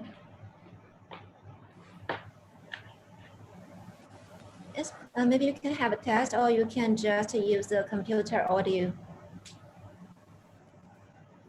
Can you hear me? Oh, yes, hear you right now. Thank you. Okay, all right, good. Hi, everybody. Thank you for the session. So this session is on the dialogue with buyers. I'm glad we have a few of our active C&I participants in Asia. I'll just introduce briefly what my company, we are Constant Energy. We are a solar IPP based in Bangkok, headquartered in Bangkok, and active in Southeast Asia, mainly in Thailand, Vietnam, Malaysia, for now, where the C&I market is very active. And we basically developed, own, and operate solar rooftop and ground mount corporate PPA plants. So 90% of our clients are corporates. We will have on this panel, we'll discuss the corporate PPA as well as the buyers and sellers current situation and the current situation of the market in Southeast Asia for C&I. I'd like to introduce the different panelists. First of all, I'd like to introduce from Jinko Solar, Mr. Warren Lee. Perhaps if you can introduce yourself, Warren. Okay, hi, thank you, Frank. Thank you for the introduction. My name is Warren. I'm the head of business development for Jinko Solar in the Asia Pacific region. Jinko Solar is a solar panel manufacturer. We are one of the world's largest, and we are listed in New York, and we are very happy to be here. Great, thank you very much. Next panelist is Mr. Gavin Ada. Gavin, I don't know if you can hear me. I don't see you on the screen right now. Oh, see, okay, I see you now. Okay, hi. Good. Gavin. I can hear you. I hope everyone can hear me. Yes. Good, that's good. So yeah, I've been working in solar for 15 years, initially doing solar farms in the US, then worked for REC Solar, which was the largest solar panel manufacturer or European solar panel manufacturer back in the day. I then started a rooftop solar business that became one of the largest in India, 100% focused on commercial industrial projects. That was sold to Shell. Started a new company, sold that to Total, the French oil and gas company, end of 2017, which is basically what I'm running now. Business model is simple. We develop, build, construct, finance, operate solar projects, usually on site, so in the facility, in the customer's facility. Cost of power can be 50% cheaper than the grid. Operating in 10 countries in Asia, market leader or close in a few of them. Customers saving about $10 million a year from our systems. And really, we've done that with our partners. So we have around 200 partners across the region who bring projects and help us to construct them. So really relying on them to grow the business. Great. Thank you very much, Gavin. Next panelist is from the Philippines, Mr. Vince Dizon. Vince, if you could introduce you and your company. Yes, thank you very much, Frank. I'm Vince Dizon. I'm the President and Chief Executive Officer of the Basis Conversion Development Authority in the Philippines. We are a fully government-owned and controlled corporation responsible for redeveloping former military bases, in particular the former military bases left by the United States. In particular, Clark Air Base, the former Clark Air Base, in the about 80 kilometers north of Metro Manila, and we're developing it into a brand new, green, sustainable, resilient, and smart city. Great, thank you very much, Vince. I remember fondly Clark and And these bases, I was developing gas-fired power project there back 20 years ago. That was fantastic. yeah. Hope I've we been can repaying my have you, carbon emissions since then, since my last 10 years in solar. hope we can have you back here. A lot of things have changed. Yes, once the constitution changes and they allow 100% foreign ownership, we will be back in Philippines. Fantastic. Great to hear that, Frank. Thank you. Panel is Juan Lorenzo Tanaba from Coca-Cola. Hi, good morning, everyone. Actually, it's Tanyada. I'm Juan Lorenzo Tanyada. My nickname is Joren. So good morning, everyone. I work for Coca-Cola Beverages Philippines, Inc. For those of you who may not be familiar, Coca-Cola is the world's biggest beverage company. We've been in the Philippines since and clearly we intend to stay here even longer, which is why sustainability is a very important facet of our operations here in the Philippines. And definitely renewable energy will be one of the primary components that will ensure our sustaining our business in the years to come.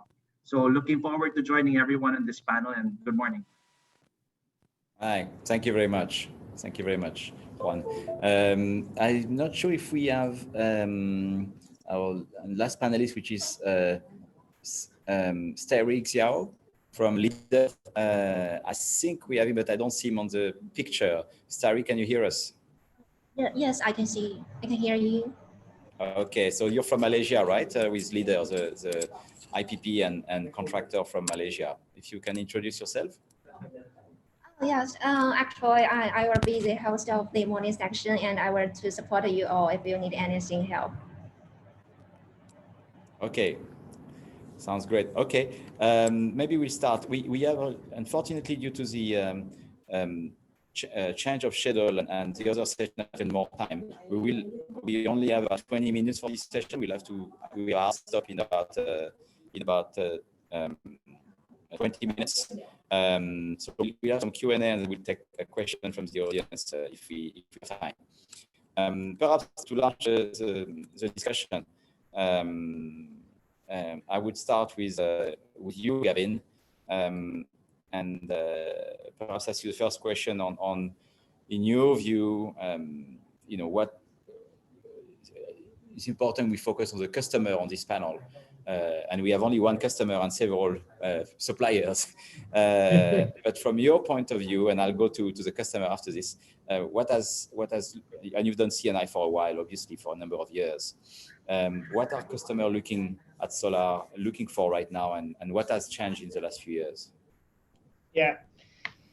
Yeah, so about sort of 7-8 years ago, I remember going to customers like Coca-Cola, and they would basically kick you out of the room. They'd say, we don't want to pay more for power. It's too expensive.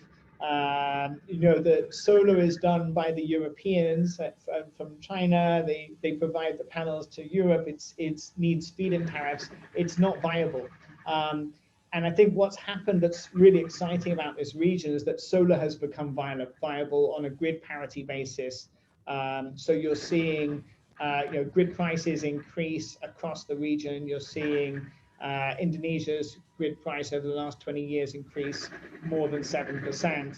4 to 5% in Vietnam. And meanwhile, solar prices have dropped 17% every year over the last 20 years, thanks to people like Jinko.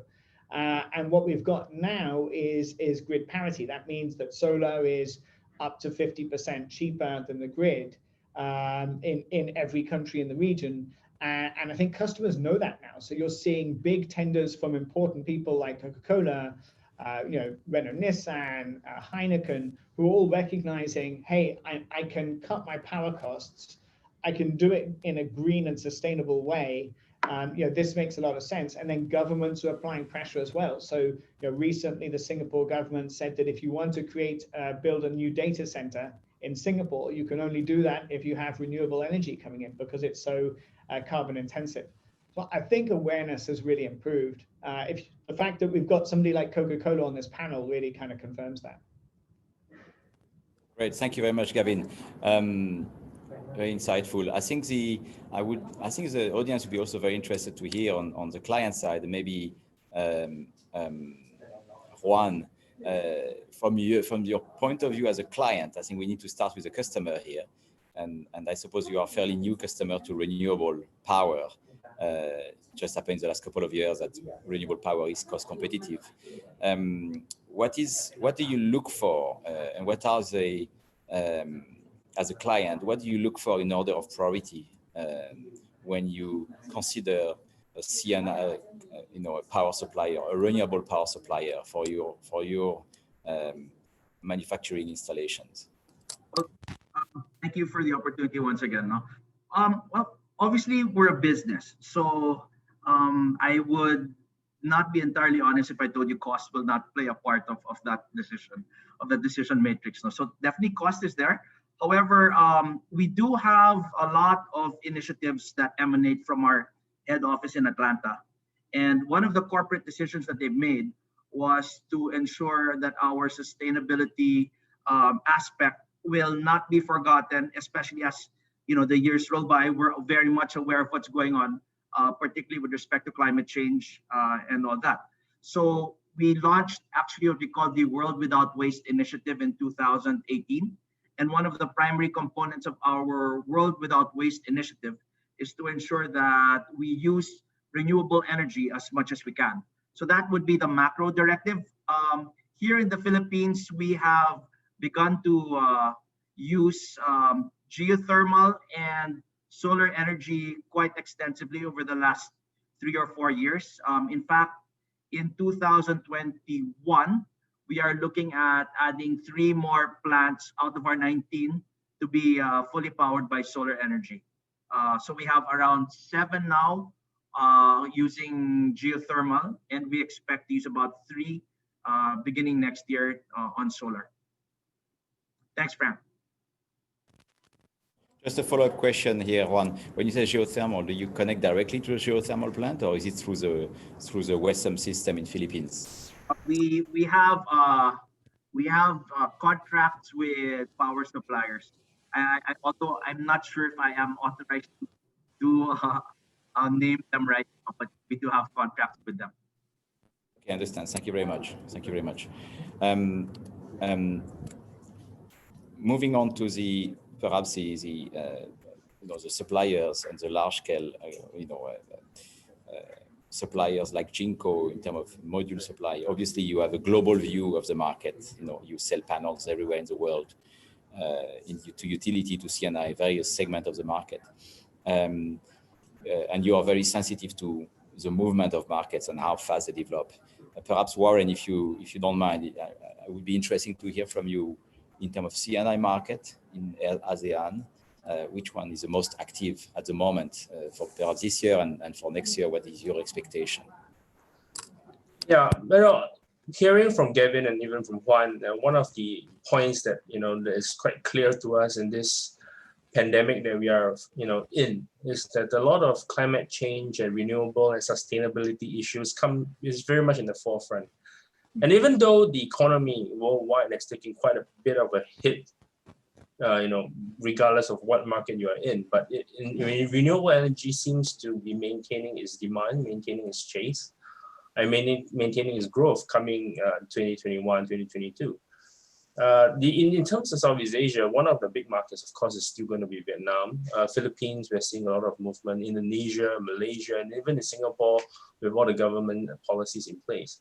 The only difference is whether the country is a policy-driven one or is a independent company-driven one. And a lot of demand coming from Vietnam and the Philippines at the moment is very much towards CNI.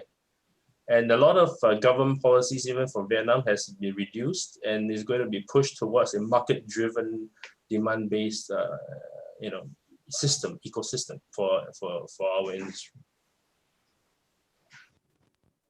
Great. Thank you very much. Thank you very much. Starry, perhaps a question for you. Do you want to? I think your leader is a large player in Malaysia, involved in the cabling, in the EPC, on the development as well. How do you see the one market that's we talked about Vietnam with Warren is mentioning it's a very active market on CNI. Thailand also been very active in terms of megawatt into the ground. beyond the announcement. Malaysia has made some announcement, but we see some not such a lot of progress in megawatt. And perhaps, Terry, do you want to tell us what you think of the Malaysian market and what is how do you see next year in the Malaysian C&I market from your point of view as a Malaysian-based company? Yes, thanks, Frank. And actually, I'm rather than the audience for the panel discussion, and I want to listen to you all. And you can just skip to me, and I will listen to all your insights. Okay, all right. Perhaps, Gavin, would you like to pick on this question? I know you're close to Malaysia geographically from Singapore. Yeah, we've seen a lot of growth in Malaysia. There was a lot of the LSS large scale solar projects that have gone through. We're seeing increasing uptake in Malaysia in terms of grid parity. We see good returns for customers there. And the question is really the tax benefit. So there's a tax benefit that you can get by installing the solar system yourself if you're the owner. So I think for us, the markets that we see that are biggest, I would agree with Warren on Vietnam. We see Thailand starting to take some scale. And Philippines has been the market that you would expect to see more growth, but hasn't really up to date grown the way you would have expected. Thank you very much. You mentioned Philippines, Gavin. Vince, perhaps I come to you and obviously Philippines as a tradition to be a very active and as a tradition to be a private power market where the private sector is very active. Yes. With private utilities on the distribution side, with private generators. So probably one of the freest markets in terms of deregulation, and yes. Not only recently, but for the last 25 years. I mean, yes. I work for a US company. We used to have 2,000 megawatts in the Philippines under PPAs, and always had only good things to say about the market, and the payment terms were never had delays, and it was really efficient. Perhaps I was not familiar with your particular initiative on the base, but is there some additional information you want to give the audience in terms of what are the additional opportunity in Philippines, and perhaps in particular of developing solar project on your areas on the basis? Yeah, first of all, thank you for that, Frank. No, you're absolutely correct. The Philippine energy market is one of the most, it's one of the freest, most deregulated markets. And as you said, it works quite efficiently. Just to give you an example, the Greenfield project that we've started, we issued a tender for power utilities distribution just 2 years ago. And a very open tender, international tender, and the consortium between Meralco, which is our biggest power distributor in the country, and Marubeni Corporation of Japan, Chubu Electric of Japan, and Kansai Electric of Japan won that bid. They bid out 2 other Filipino and foreign consortia. And this is one of the first, if not the first, smart power distribution grid that is in the Philippines to date. And because of our laws and in particular our laws on renewable energy, we are very hopeful and very confident that with this greenfield project that we've started to develop, then we will see more and more of a mix that will be more biased towards renewable sources. For our area in particular, solar is the most viable, just because of the location and the land we have. Solar is the most viable, and we have actually 2 companies that have already closed out leases for land for roughly about 150 megawatts of solar power, for the new city that we have. So obviously they will supply not only the city, but they will also be supplying the grid as well. So these are all very exciting things, and we hope the participants here can take a look at what we're trying to do in the Philippines, especially for solar, and see how you can participate. Thank you, Frank. Would be your target of CNI in your areas for next year, Vince? Next couple of years? Well, actually, the development should have started this year, but we all know what happened in what's happened in 2020. So hopefully next year, towards the second half of next year, those developments can start already. Any megawatt amount that you can share? I think initially one of our locators is looking at an initial development of about 20 to 30 megawatts. Okay, great. We're coming to the tail end of our session. I'll just have a look at the Q&A.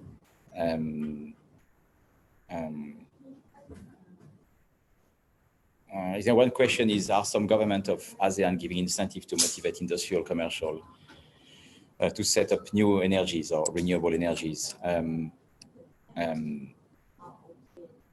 I believe that we are probably, I'm happy to have the other panelist opinion on that, but from our point of view as a solar power generator on CNI, while we needed subsidy to be market competitive 4 or 5 years ago, I think in ASEAN today, in Thailand, in Malaysia, in Vietnam, in Philippines, those are the markets I'm familiar with, probably Indonesia as well. We are able to be competitive with the grid. We can set up a solar as industrial, whether you do it by yourself, you go through like us or Gavin's company, and you can get anywhere from 5, 10%, 20%, 50% savings on your power cost without investment. Or you do it by yourself, you can get similar savings. There's no need for additional incentive anymore or additional subsidies. That's the beauty of our sector at the moment. Without subsidies, a solar power generator provide savings and be cost competitive with the grid. Anyone of the panel would like to add on that? I would add. So Japan. So it looked like Warren was going to go there, but I'll jump in just before him. In terms of incentives to set up, I think there's some good incentives in Singapore for around software and encouraging people to hire and things like that. So you see some good support in Singapore, though it is not the cheapest place to launch a business in the region. And then I suppose the other is not really an incentive, but the other regulation that would help is net metering. So basically at the moment, many of these markets, you build a solar system for, or at least when I'm building on-site solar systems, I'm building it for that customer. Any excess power in some markets just very, very difficult to sell. And so I have to build the solar system slightly smaller, maybe 10, 20, 30% smaller. So it is much easier to do these kind of sites, these kind of solar systems in Vietnam, Singapore. There's 2 or 3 countries. It is available in Indonesia, but at 65% of the cost of the coal, it's not a huge impact. So more net metering, I think, would help us to motivate the industry.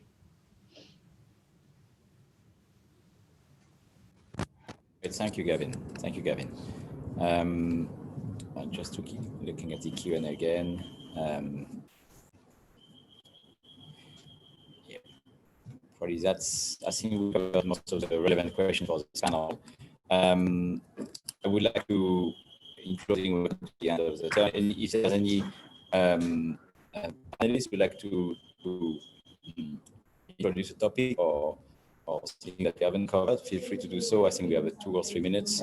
I think we ran out of the Q&A. If not, I suggest we conclude the session on this. I think we're glad to have had this session and to have Coke coming over we hope to have in the panels in the future more customers and less suppliers. I think that would be a good trend for the market. You know, we hope that a lot of companies will follow the example of Korea and what they've done in Cambodia and what they're doing in Asia, and follow the RE100. That includes not only manufacturing company of multinational, but also solar panel companies. We hope a lot of them will follow suit on the RE100. Yes, hopefully next year we'll have plenty of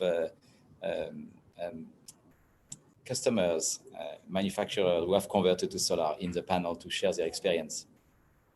Our pleasure to attend again. And Frank, if I may, attending for allows us to also know who the other suppliers are, because apart from cost, one of the big factors that determines where to give our contracts would be obviously the level of service and the technology. So these are eye-opening circumstances for us. Thank you very much for the invitation. Great, everybody. Thank you very much for the participation, your time. Zoe, over to you for the rest of the proceedings. Cheers. Thank you very much. Thank you.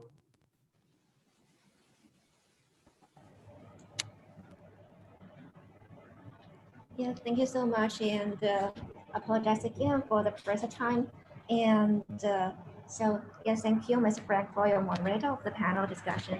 And thank you for panelists here. Thank you very much. And so next, we will move on to our next session. It is about the keynote to explore more what is happening worldwide and what lessons could be applied to the ASEAN market. So our next speaker will be Dr. Santofonio from Indigo, and he will deliver a keynote speech about the advanced PV and storage solutions for residential, commercial, and utility scale plants. And in the team is an international technological group specialized in the electric power conversion. And in the team, solar power PV energy division designs and manufactures a worldwide range of PV and storage inverters, as well as power plants, which is supplied for worldwide for more than 68 gigawatt in power converters for renewable energy plants. So, Dr. Santofonio, and I'm here and to begin your presentation.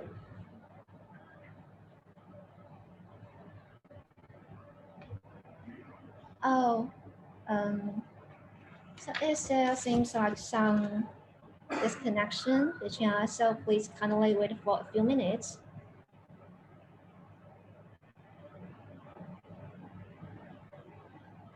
Oh, yes, so maybe we can back to, Mr. Warren, are you still here? Because during the previous panel discussion, and I would like to deliver some questions to you from my side as well.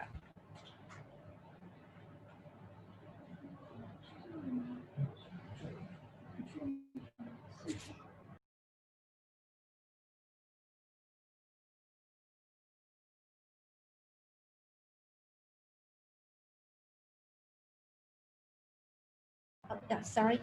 Yes, hi, Stefan. So you are here?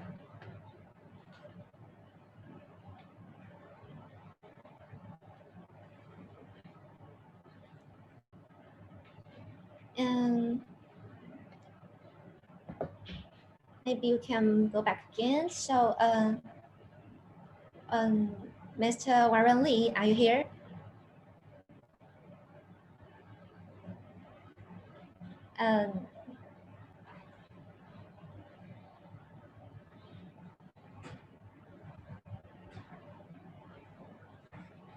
Oh yeah.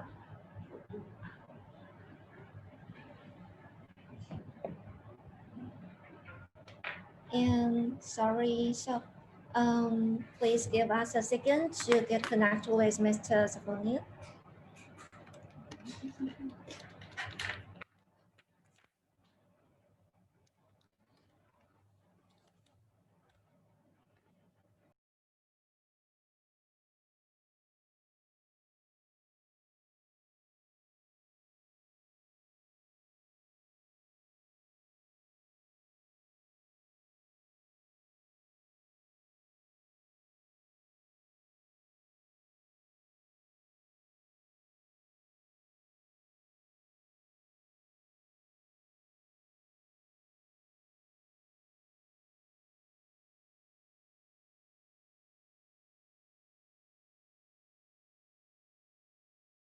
will begin to learn from the Korea side and welcome speakers from Solar Connect and present by Chung Sung Lee, the director of corporate PPA from Solar Connect.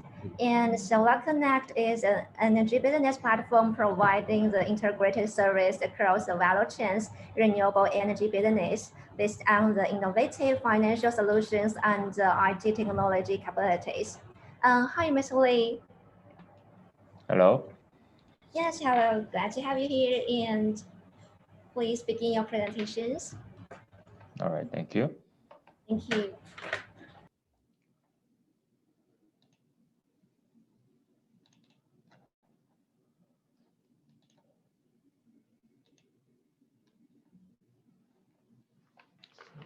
All right, hello. I'm Chang-Sub Lee from South Korea, and I'm currently working for the solar power and energy storage company called Solar Connect. We are a solar power developer, service provider, and operator in Korea. And today I'd like to share some lessons learned from RE100 implementation in Korea with you. The first part is the renewable market in Korea. It is a fast-growing market dominated by small and distributed solar power plants. And as you can see in this chart, it's growing very fast. And about 4.5 gigawatt renewables power plants are expected to be installed in 2020 alone. And accumulatively is about more than 13 gigawatt has been installed. And more than 90% of renewables with wind is solar. More than 12 gigawatts has been installed already. And among solar power plants, more than 80% of them are less than 1 megawatt. So it's pretty small, and they are distributed nationwide. So this characteristic provokes some challenges toward the large size renewable energy buyer because the sellers are so small and fragmented throughout the market. And the next part is the market structure. The renewable market in Korea is a one-way market with buyers' monopoly in wholesale electricity and oligopoly in KREC. KREC is a certificate for renewable electricity generation issued under the Korean Renewable Portfolio Standard. So as you can see in this structure, there are more than 65,000 renewable power producers in Korea, and they are selling wholesale electricity to KEPCO, Korea Electric Power Corporation. And the KEPCO is selling retail electricity for the retail consumers. So basically, KEPCO has a role of monopoly buying wholesale electricity and selling retail electricity and transmission. And other than the wholesale electricity, the renewable power producers get additional revenue by selling the KREC. And the buyers of the KRECs are 23 renewable obligators designated by government. And they are the large-scale power producers with more than 500 megawatt capacity, such as coal, LNG, and nuclear. So for the KREC market, it consists of contract market and spot market. And contract market is similar to the feed-in tariff system. So basically, it's 20 years fixed price contract. And the RE power producers can join the market by winning the competitive tender or making a private contract with the RE obligators. And the other part is the spot market, and the renewable power producers can join the spot market automatically after COD. So if you are without any contract with the RE obligators, you will automatically be in the spot market. So the KRE's price under the spot market is a variable market price. So it's changing every week. And for the renewable obligators, the obligatory RE ratio of power generation has been allocated. So they need to meet their target ratio among their total power generation. So either by purchasing KRC or building renewable power plant, but mainly it's easier and cheaper to purchase KRC. So most of the RE obligators are preferring to buy the KRC in this market. The next part will be RE100. As you all know, RE100 is a global initiative led by the Climate Group in partnership with CDP, bringing together global businesses committed to 100% renewable electricity. And let's look at the global trends. Under the RE100 campaign, private companies has become major buyers of renewable energy after the introduction. So if you look at the graph on the left side, the portion of corporate PPA in renewable market has been growing, and last year it's almost 20%. So it's been growing very fast. And the private companies joining the RE100 campaign should submit annual RE100 reports to the CDP for their RE100 verification. So they have country breakdown, and the RE100 member should take care of not only their own facilities or offices, but also the consumption by suppliers. And there are many methods to implement this. There is a PPA, investment, and certificates.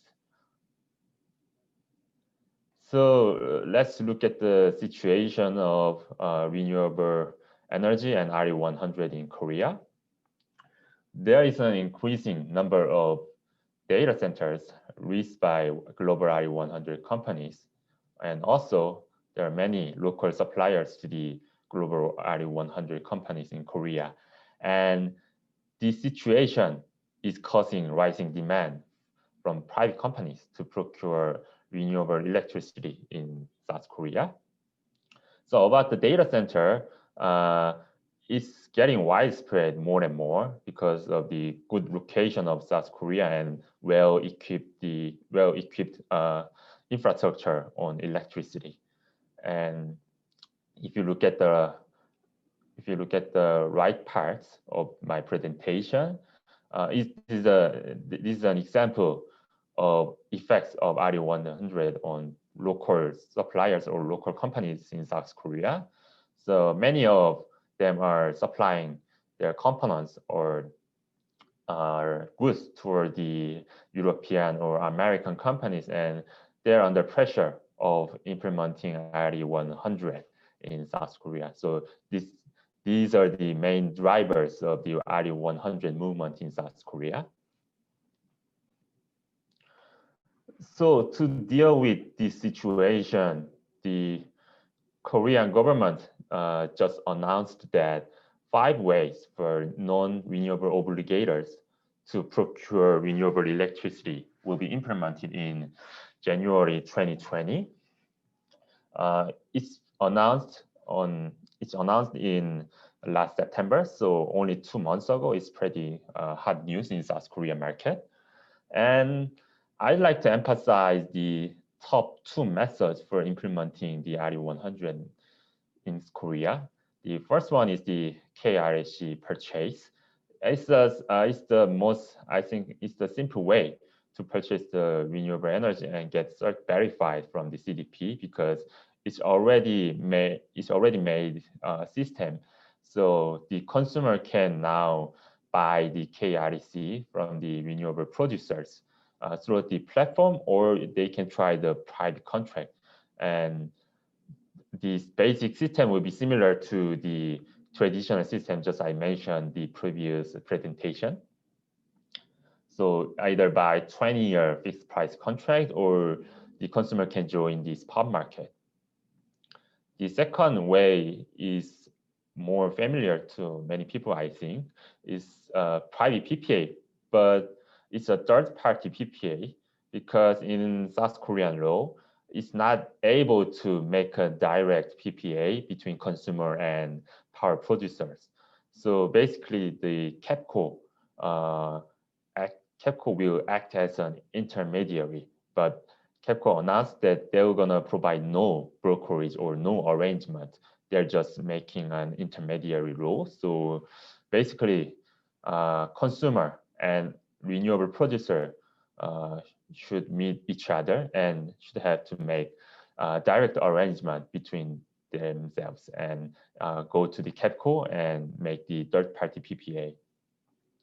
The other ways will be equity investments, on-site generation, and green pricing. So equity investments and on-site generation are pretty direct and pretty intuitive. So I think we can skip it. And regarding the green pricing, the consumer can pay with the green premium to the KEPCO so that they can be verified as an RE100 implementation company. And I think here is the most important part. The case studies done by Solar Connect is for the renewable energy buyers. There are 3 case studies, and first one is the service for the RE100 company. And today I'm happy to announce that the first official RE100 case in Korea, which will be verified by the CDP, is about to be finalized very soon. And we have arranged the deal for a global financial firm in Switzerland. And I'm sorry to say that I cannot specify the name because the deal has not been finalized yet, but I believe that you're going to find the name soon through the article or through the media. You're going to publish it. And the basic structure is the spot REC transaction for the financial firm. So basically, the KRECs will be transferred from the 1 megawatt solar project to the firm under the Solar Connect's management. And the deal will cover the financial firm's 550 megawatt hour electricity consumption in Korea during second half of 2020. So I believe that it's going to be the only and first RE100 implementation for the 2020 in South Korea. So we're going and Solar Connect already provides total service, including O&M and asset management for the solar project. And we're going to make a contract with the financial firm and providing brokerage and providing guarantee for the deal instead of the solar project SPC. The second case will be the private RE obligator service. In this case, we aggregated 120 megawatt solar power producers across the nation for the private RE obligator SKENS in 2020. SKENS is a member company of one of the representative conglomerates in Korea, SK. And I believe that is a good example of how to procure renewable electricity from small and distributed renewable power producers. Because as I already mentioned in the previous presentation, the Korean renewable energy market is pretty fragmented and pretty across the nationwide.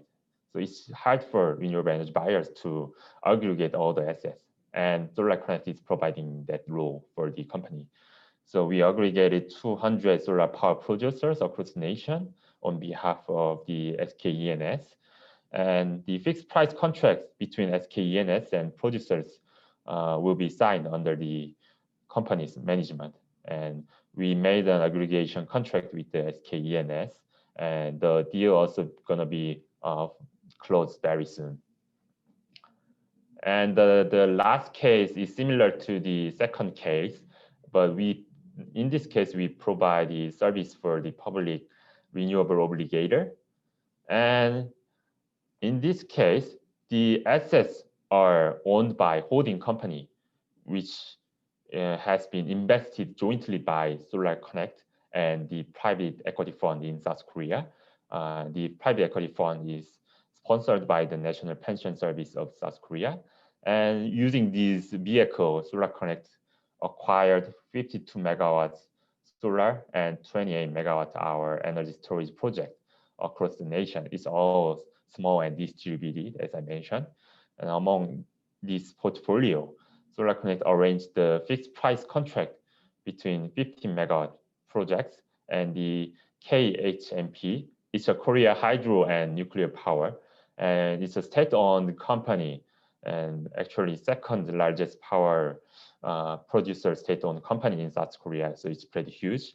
And I think this not just end as a normal fixed price contract, but we already made a partnership, and I think it is gonna be the first private-public partnership on renewable virtual power plant in Korea using this portfolio. The next part will be, the last part will be the introduction of my company. Solar Connect is a solar power and energy storage developer, service provider, and operator. And we are managing the largest distributed renewable asset portfolio in Korea with more than 500 megawatt capacity. And we've been working since 2016. And we are an energy startup company, so we get funding from the venture capitals and other private equity funds.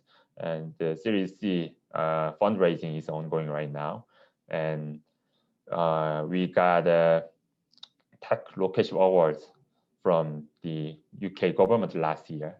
And if you look at the photo on the left, on the right side, this is the basic portfolio we have across the nation.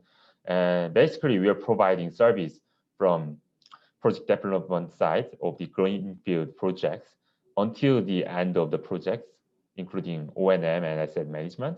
So basically, we covers all the life cycle of the solar power project and energy storage.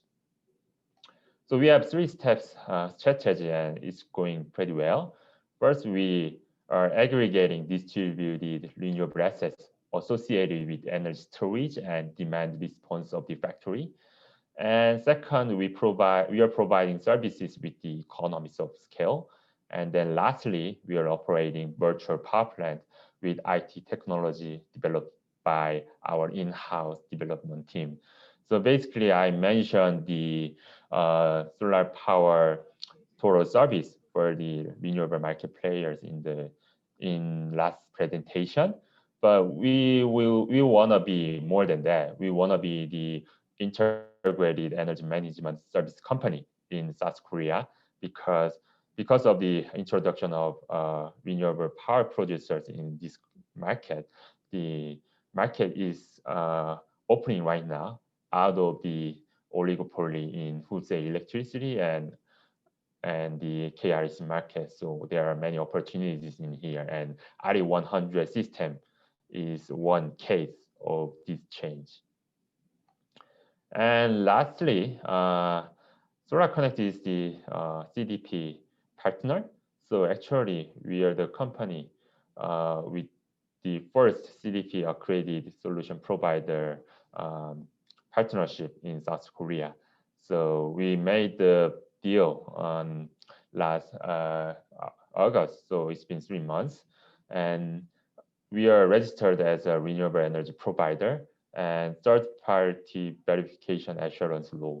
So basically, I'm from the perspective of the renewable energy buyer, which wants to procure renewable energy in South Korea. I'm pretty confident to say that Solar Connect will be the perfect partner for doing it because we are specialized in aggregating the renewable assets, which are the very fragmented across the nation. And we are also specialized in managing and developing projects in South Korea.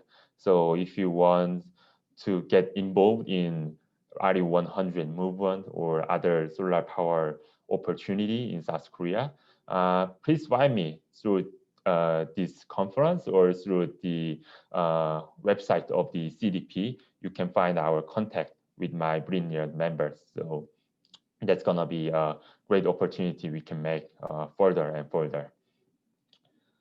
So this is the end of my presentation, and thank you very much for your time. Thank you. Yeah, thank you, Mr. Lee. And there is also one question from the audience we would like to raise to you. And so, is a fixed price contract fixing REC price only, or a bundle of REC plus S&P?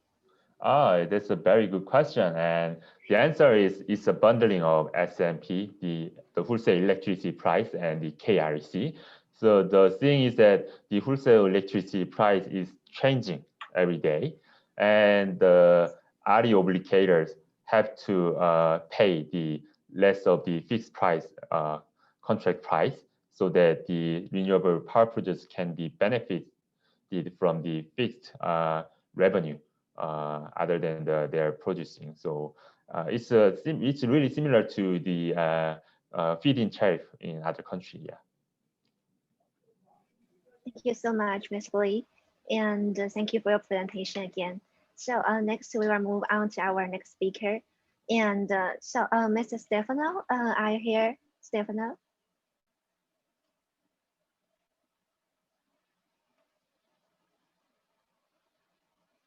Yes, and it is your turn right now. Can you hear me? Yes, I can Hello? hear your voice. Oh, great, great. Yes. Good morning. Good morning. Good morning. Good morning. So I think I can start. I will share my screen, my monitor. Okay. Do you see it?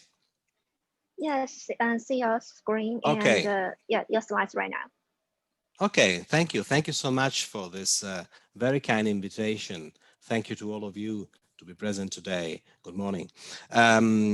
My name is Stefano Berici. I am the designer of storage systems for Ingetim SA.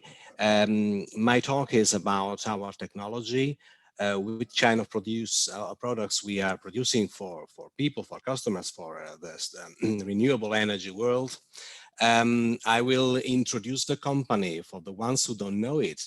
Then I will talk about our solutions, our proposals, both for PV and for storage solutions. Consider that we are keen in staying in the market basically everywhere, especially in your area. So it's a great opportunity for us today to talk about this technology to you.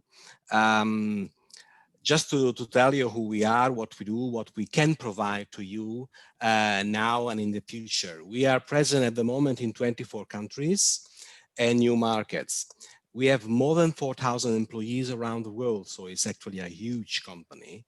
And I would like to track down the attention about the fact that we have more than 5%, actually 5% of turnover invested in R&D every year. And we have more than 500 people dedicated just to R&D, because we think that technology has to be continuously developed and followed very carefully. So that's why we have all these people and all this money invested constantly in these projects. Don't be surprised that we are on the market in more than 70 years, 75 years actually. This is because, as I will show in a while, we have quite a plenty portfolio of things that we are doing, we've been doing, and we will do in the future. So don't be surprised, it's not only renewables, it's a lot of things related to the company. And last but not least, the total yearly turnover, that is almost $1 billion per year. So it's really, really huge. What about the international presence of this company? Well, we can say we have both production facilities and commercial offices. In red, we have depicted here where we are located. For example, close to Singapore, we have Australia, India, China, if this is close, of course, but related to Europe, it is pretty close, even though we have plans to expand, of course, our presence. And for example, in India, we do have also a facility that is there in order to deliver goods from the location directly. Then we are in South Africa, of course, in Europe. The company is Spanish with subsidiaries all over the place. Then we are in South America, or Latin America, as you want to call it, Central America and North America. So basically everywhere. It's a global company.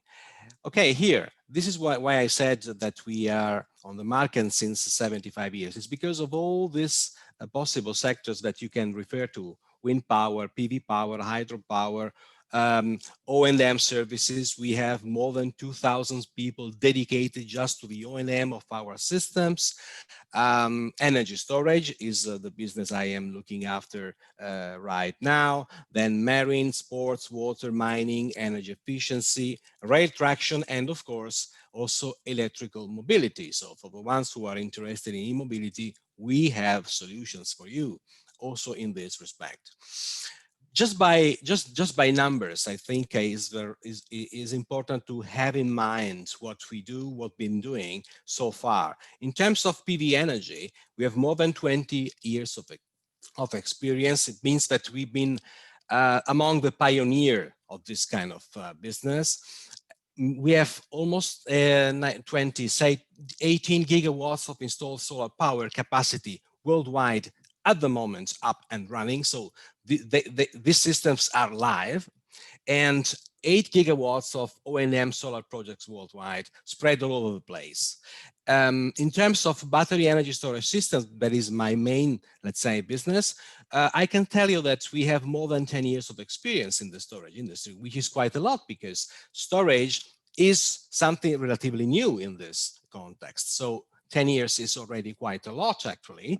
And we have 540 plus megawatt hours capacity equivalents of systems already running basically everywhere. In fact, if you want to see this slide, you will easily understand where we have our storage systems already in place and working. For example, close to your area, Indonesia, Australia, or Oceania, as we call it. For example, in Australia, we have more than 12 megawatt hours equivalent capacity at the moment up and running.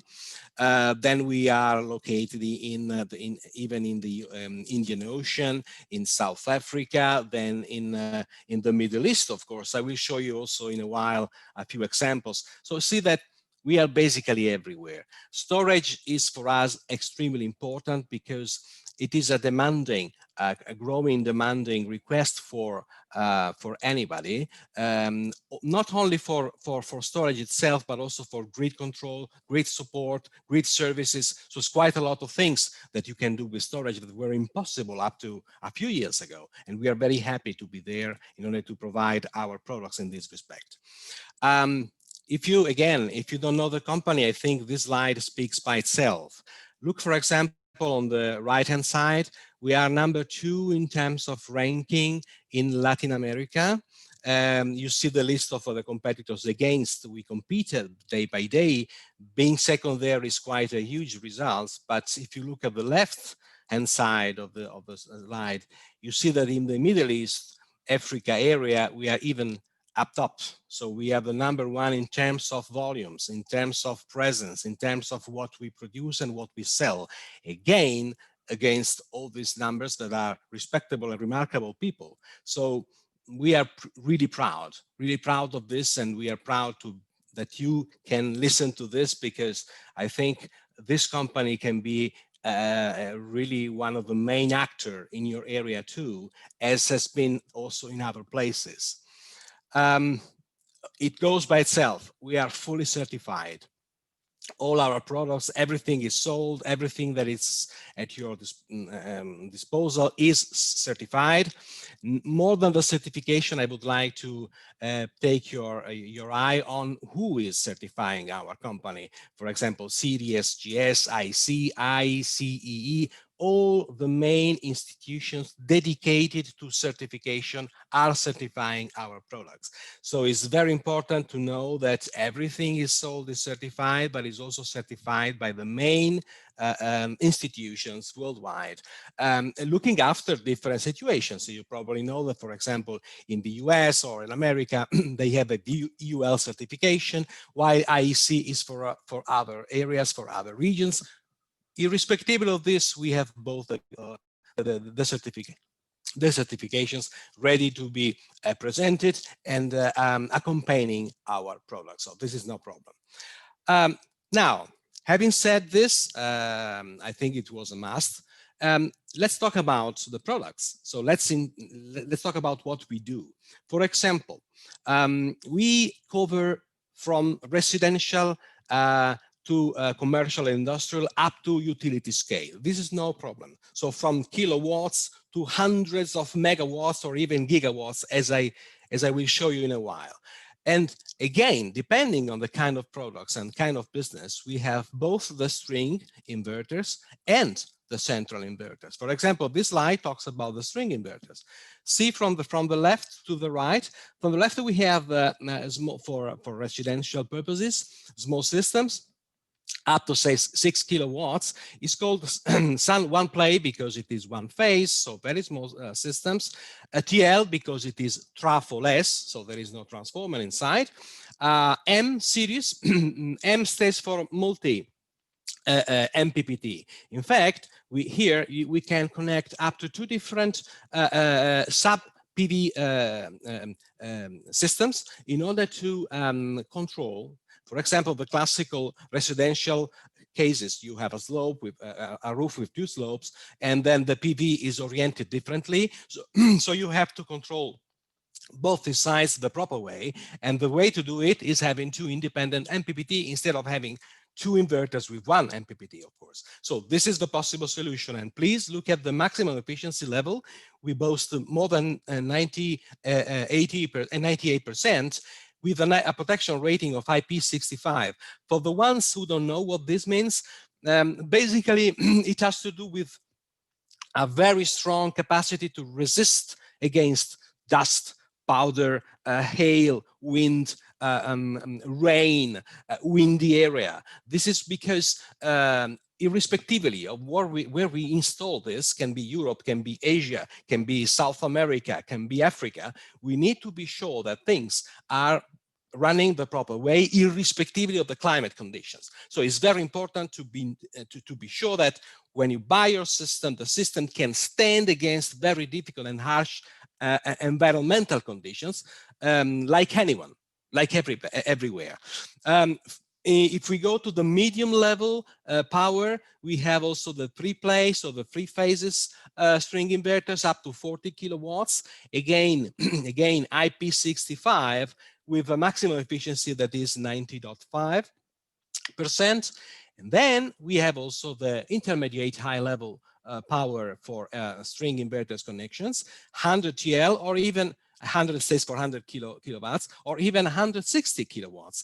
And this is the last born in our R&D. It is actually for 1500 volts input. So is the latest technology, if you like. This helps you to have longer strings when you connect PV modules to make your system. And it is interesting to observe that the maximum efficiency here overcomes the 99%. So basically everything is produced, gets passed towards the grid like this. And again, the IP65, once again, I would like to underline that this shows you the level of resistance that this kind of machines can boast against very harsh environmental conditions. So don't worry, when you buy this kind of stuff, you be sure that even if you have very hard conditions, very hot countries, very cold countries, very windy countries, very dusty countries, this is the right solution. But then we also boast the other family of our products that we call centralized or central inverters. Basically, the idea, for the ones who don't know that, is concentrating the power in one unit instead of having different units spread all over the place, in order to save the costs of workmanship and connections done on the field. And it's important to consider that, for example, this central inverters that comes both for PV and for storage has the power density that is the maximum on the market at the moment, 464 kilowatts per cubic meter.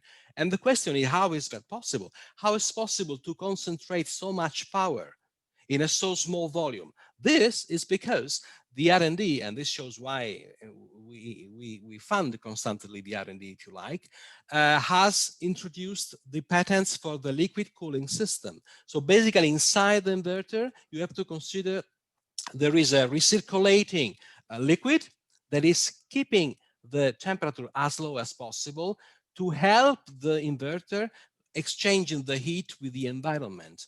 And consider that all that I have shown here is meant to be outdoor, fully outdoor. There is nothing that has to be inside any container. Why containering things in any box? We have to have our inverters free to exchange the heat with the environment. So we boast this. This is our proud to be able to present to the markets things that are fully outdoor. And being to be fully outdoor, the IP must be very high. And in fact, even in this case, IP65 is the protection rating for this kind of systems. Also, I would like to consider the powers. For example, in case of PV, one of these units, just one, is able to deliver 3.6 megavolt ampere at 2,500 volts DC technology input. So again, the latest technology, the up-to-date technology. And in case of storage, this is slightly less, is up to 3.28 megavolt ampere, again with 1,500 volts technology. So they look alike, basically. They look alike. One is monodirectional, is for PV. The other one is bidirectional because it has to inject, but also it has to absorb, being storage, being centralized. Beside this, we also provide, if needed, the full solution. I mean, we are inverter producers, okay, but we also produce the station. I mean, when I say a station, look at the right-hand side of the slide. You have here, for example, what we call full skid outdoor solution. Full skid because you have a metal basement, which is supporting what is installed and what is present there. So, for example, in this case, in this figure, in this picture, you see two inverters, central inverters, connected to our medium voltage transformer. Our transformer, we don't produce the transformer, of course, so we buy transformers from our suppliers, but we have a lot of suppliers that are dealing with us every day. So basically we connect, in this case, two windings on low voltage transformer, and then this is the step-up transformer to the MV. And after this, you have also the low voltage panel, the medium voltage panel, and everything is meant to be outdoor. In fact, for example, you see that our MV transformer are meant to be IP55, for example, with the LV and MV switch gears able to withstand at IP54. So you can imagine everything is fully outdoor.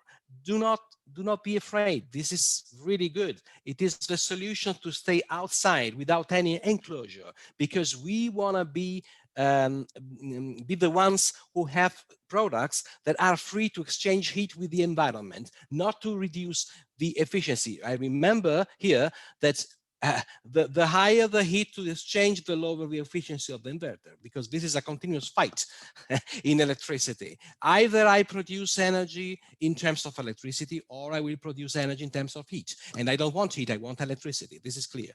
So basically, this is the idea. If we go back to the storage business, and if we talk about the residential purposes, this is our proposal. We have a small inverter, let's say for residential purposes, up to 6 kilowatts, but this is an hybrid system. What does it mean? It means that it can control contemporarily the PV that you have on the roof with up to 2 different slopes because it has 2 MPPTs. Then the storage, of course, that it means battery modules that are connected to make the accumulation of energy behind the inverter, and eventually you can also connect a diesel genset, diesel generator, in case you wanna have, for example, in remote area you don't have the grid locally, and then you want to help the system producing energy when the PV is off, and even when the storage is completely empty or discharged. This is the solution. So look at these numbers. We have a 96% of maximum efficiency, and again, the protection rating that is IP65. But the interesting thing is that there is an intelligence inside. We call it EMS, Energy Management System. Is basically a set of electronic boards that are integrated into the inverter that are meant to control everything time by time, second by second. The PV, the storage, the diesel genset, everything is controlled, even remotely. I will show you what doesn't mean remotely in a while. So everything is automatic. Is your peace of mind. You don't have to think to anything. Everything does by itself. Consider, for example, that we provide to you what we call HESS, Home Energy Storage Systems. Basically is a rack, is a modular rack where you can step up or stack up actually the number of modules of storage that you need for your purposes in order to have the capacity that is needed by your system. Here, this is what I said when I said that is remotely controlled. For example, for residential purposes, you can control your system in distance, even on your smartphone, seeing the energy that is injected, the energy that is absorbed by the storage, the power that is injected, the main parameters like voltage, current, and any failure in case. So everything is constantly controlled, easy to see on the iPhone. On the other side, if we talk about huge plants, for example, in terms of utility scale, then we have our plant controller that is quite a complex system that is again produced in-house because everything is done by Ingeteam. And in this case, the PPC, the power plant controller, acts as controller of the system. It fully controls the PV, it controls the storage, it provides you in real time every data that is important. For example, for contracts like PPA, it's very important to know exactly the situation. There is also integrated a set of thermal environmental probes that are meant to consider the forecast, the weather forecast constantly in order to be able to say in a few hours how much I will be injecting, how much I will not be injecting because of the weather conditions and stuff like this. This is crucial. It's crucial for PPA. The people have spoken before me. They have said this very clearly. PPA is one of the main things now, and the storage helps, but the storage has to be helped to do this. And this is one of the way that this can be done properly. Let me go to the end of the presentation just with two very interesting examples. This is the world's largest PV plant currently up and running. And we are proud to be the ones who have provided the inverters. It is almost 1.2 gigawatts, 1,200 megawatts. In the United Arab Emirates, close to Abu Dhabi. So this is already interesting to understand the kind of environment conditions, because we talk about the desert here. You see the picture, so you have sun, you have very strong sun, you have the wind. During the night, the temperature drops because it is a dry area. So this is one of the most difficult environment where to do this. And in fact, they have decided to use Ingeteam for such a huge implant. Or here, this is by sodium sulfide batteries technology. We boast different technology. Can be NAS, can be lithium ion, can be even lead acid. We are talking about flow batteries at the moment. We have a lot of portfolio of possible technologies that can be connected to our inverters. This is again in the United Arab Emirates. I like to show this because it's pretty close to, I guess, to your environmental conditions because of the high temperature there. This is a 7.2 megawatt hours capacity. And I think this is also interesting to know that it has been installed to make grid services like fast frequency control, voltage drop, active energy and reactive energy injection and absorption, everything done with our systems. This ends my presentation. You are free to, actually, we are happy if you want to write us. There is our mail here at the bottom, sales.italia@ingeteam.com. Please feel free to write me, to write to this address. We will reply. I thank you so much for this attention, and I wish you a very great day there. Thank you. Thank you so much.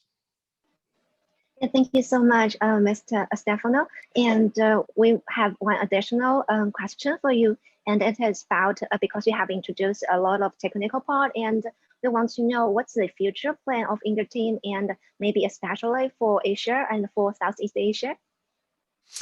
This is a good one, actually. As I said, we we spend a lot of money in R&D, developing research and technology. We keep our eyes open towards the efficiency. I mean, we know efficiency has to be at the top, because as I said before, we don't want to produce heat, we want to produce electricity. So our main road, our roadmap is keeping to increase the efficiency time by time.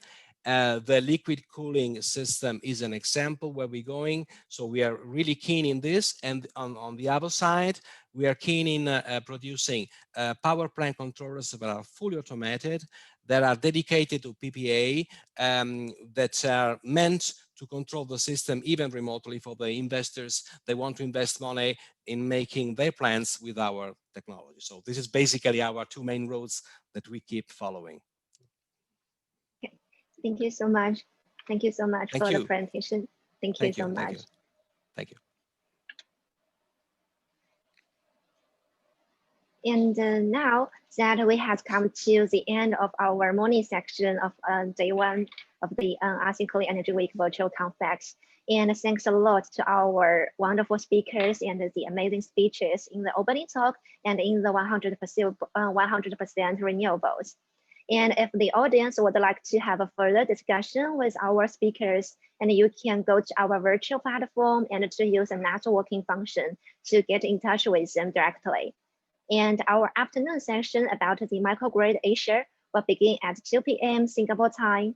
And the room will be the same, and it is the same Zoom link as well. So see you then. Thank you.